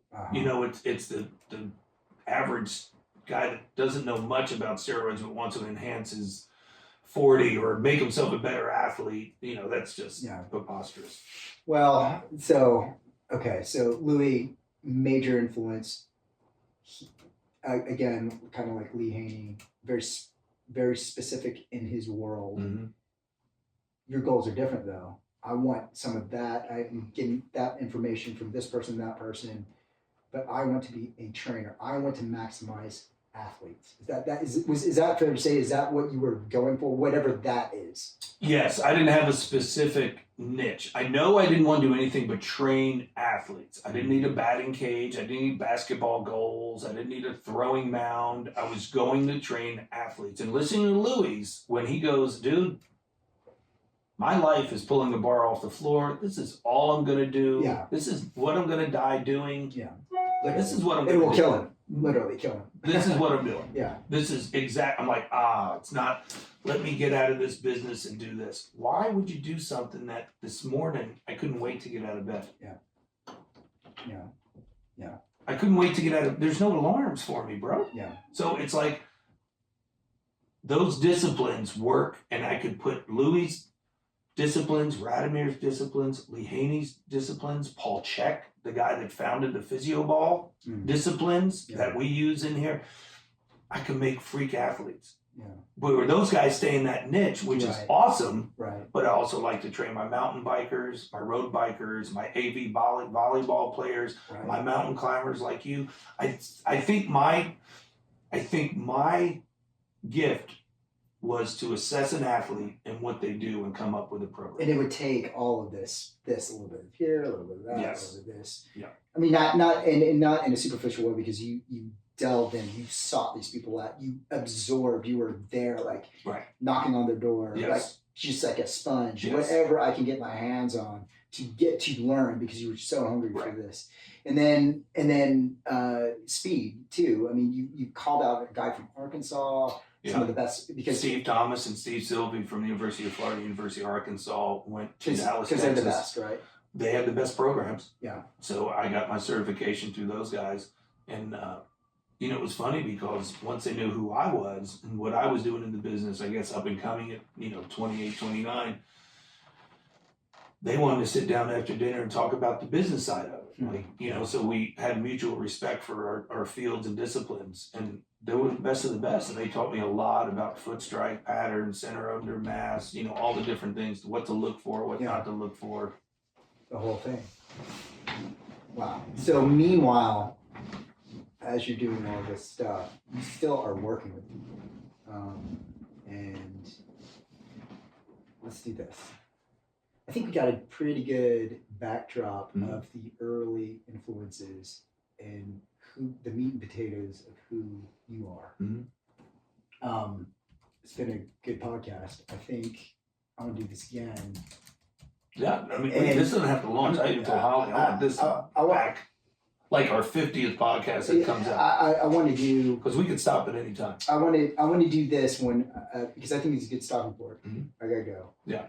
But I Perfect. think a good stopping point because then we can then start talking about The next phase. the next phase, which is in some ways maybe just you and Chad talk about it. You know what I mean? Yeah. Like just like you guys talk about how your relationship.